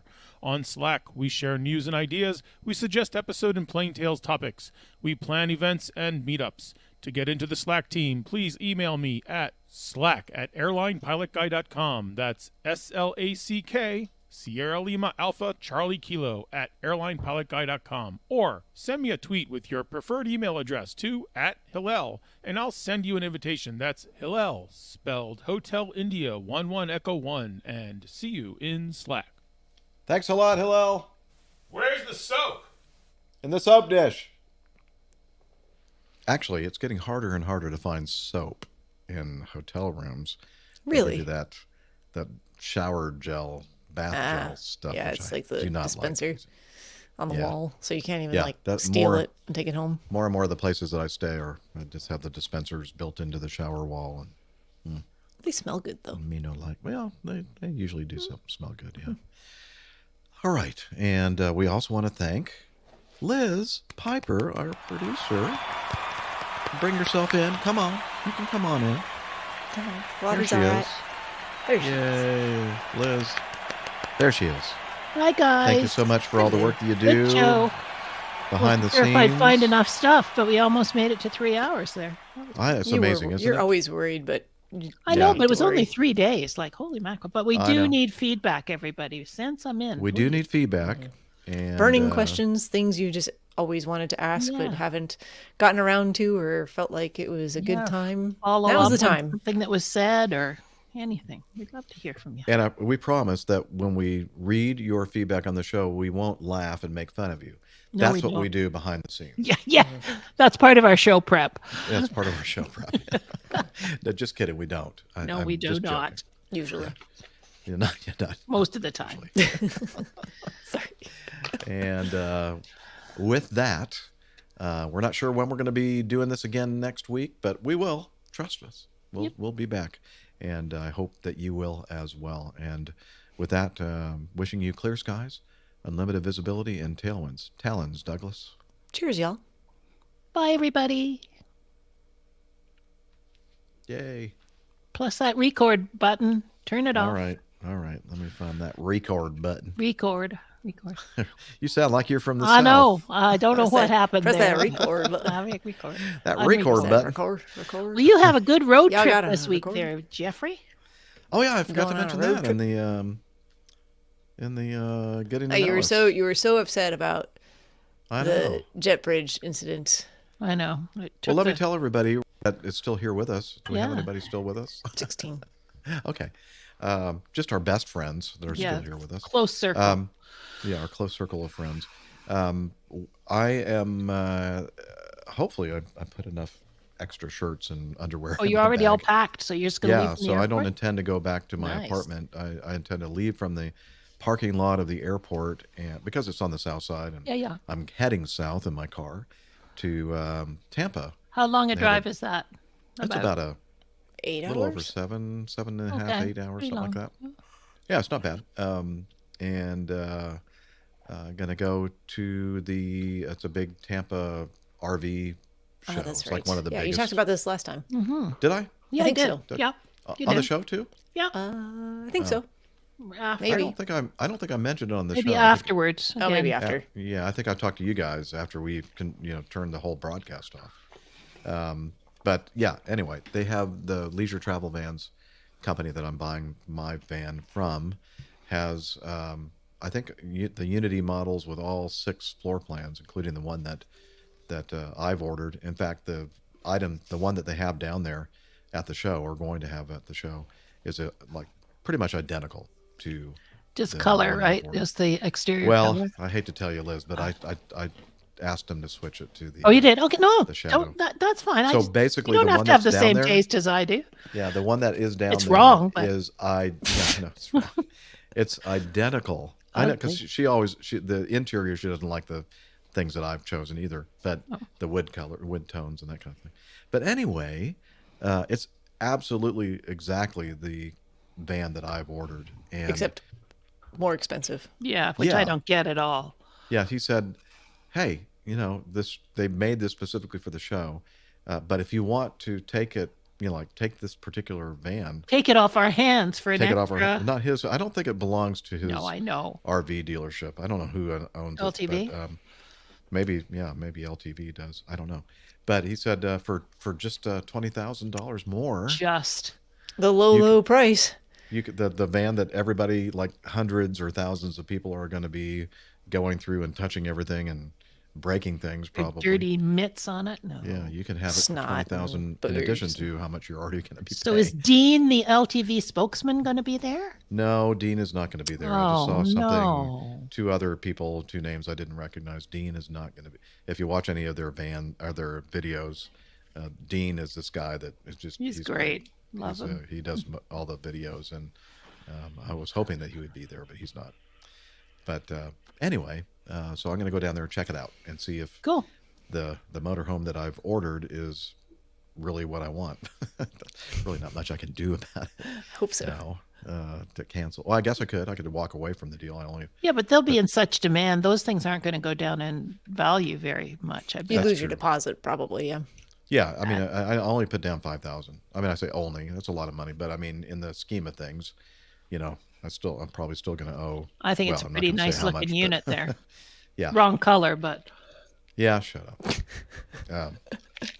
I was going to keep that from you until I drove up to Toronto and you looked at it and go, "What did you do? What'd you the right do? Color. They delivered the wrong color." Anyway, thanks, Steffi, for making it today. 2 in a row. That was pretty cool. I know. And I guess Nick already has what he needs for doing the title and artwork. Stowaway, I think, or something. Let's end the broadcast. Bye, everybody. Okay. Thanks for being in the chat. Yeah, see everybody. Bye. Ciao. Bye.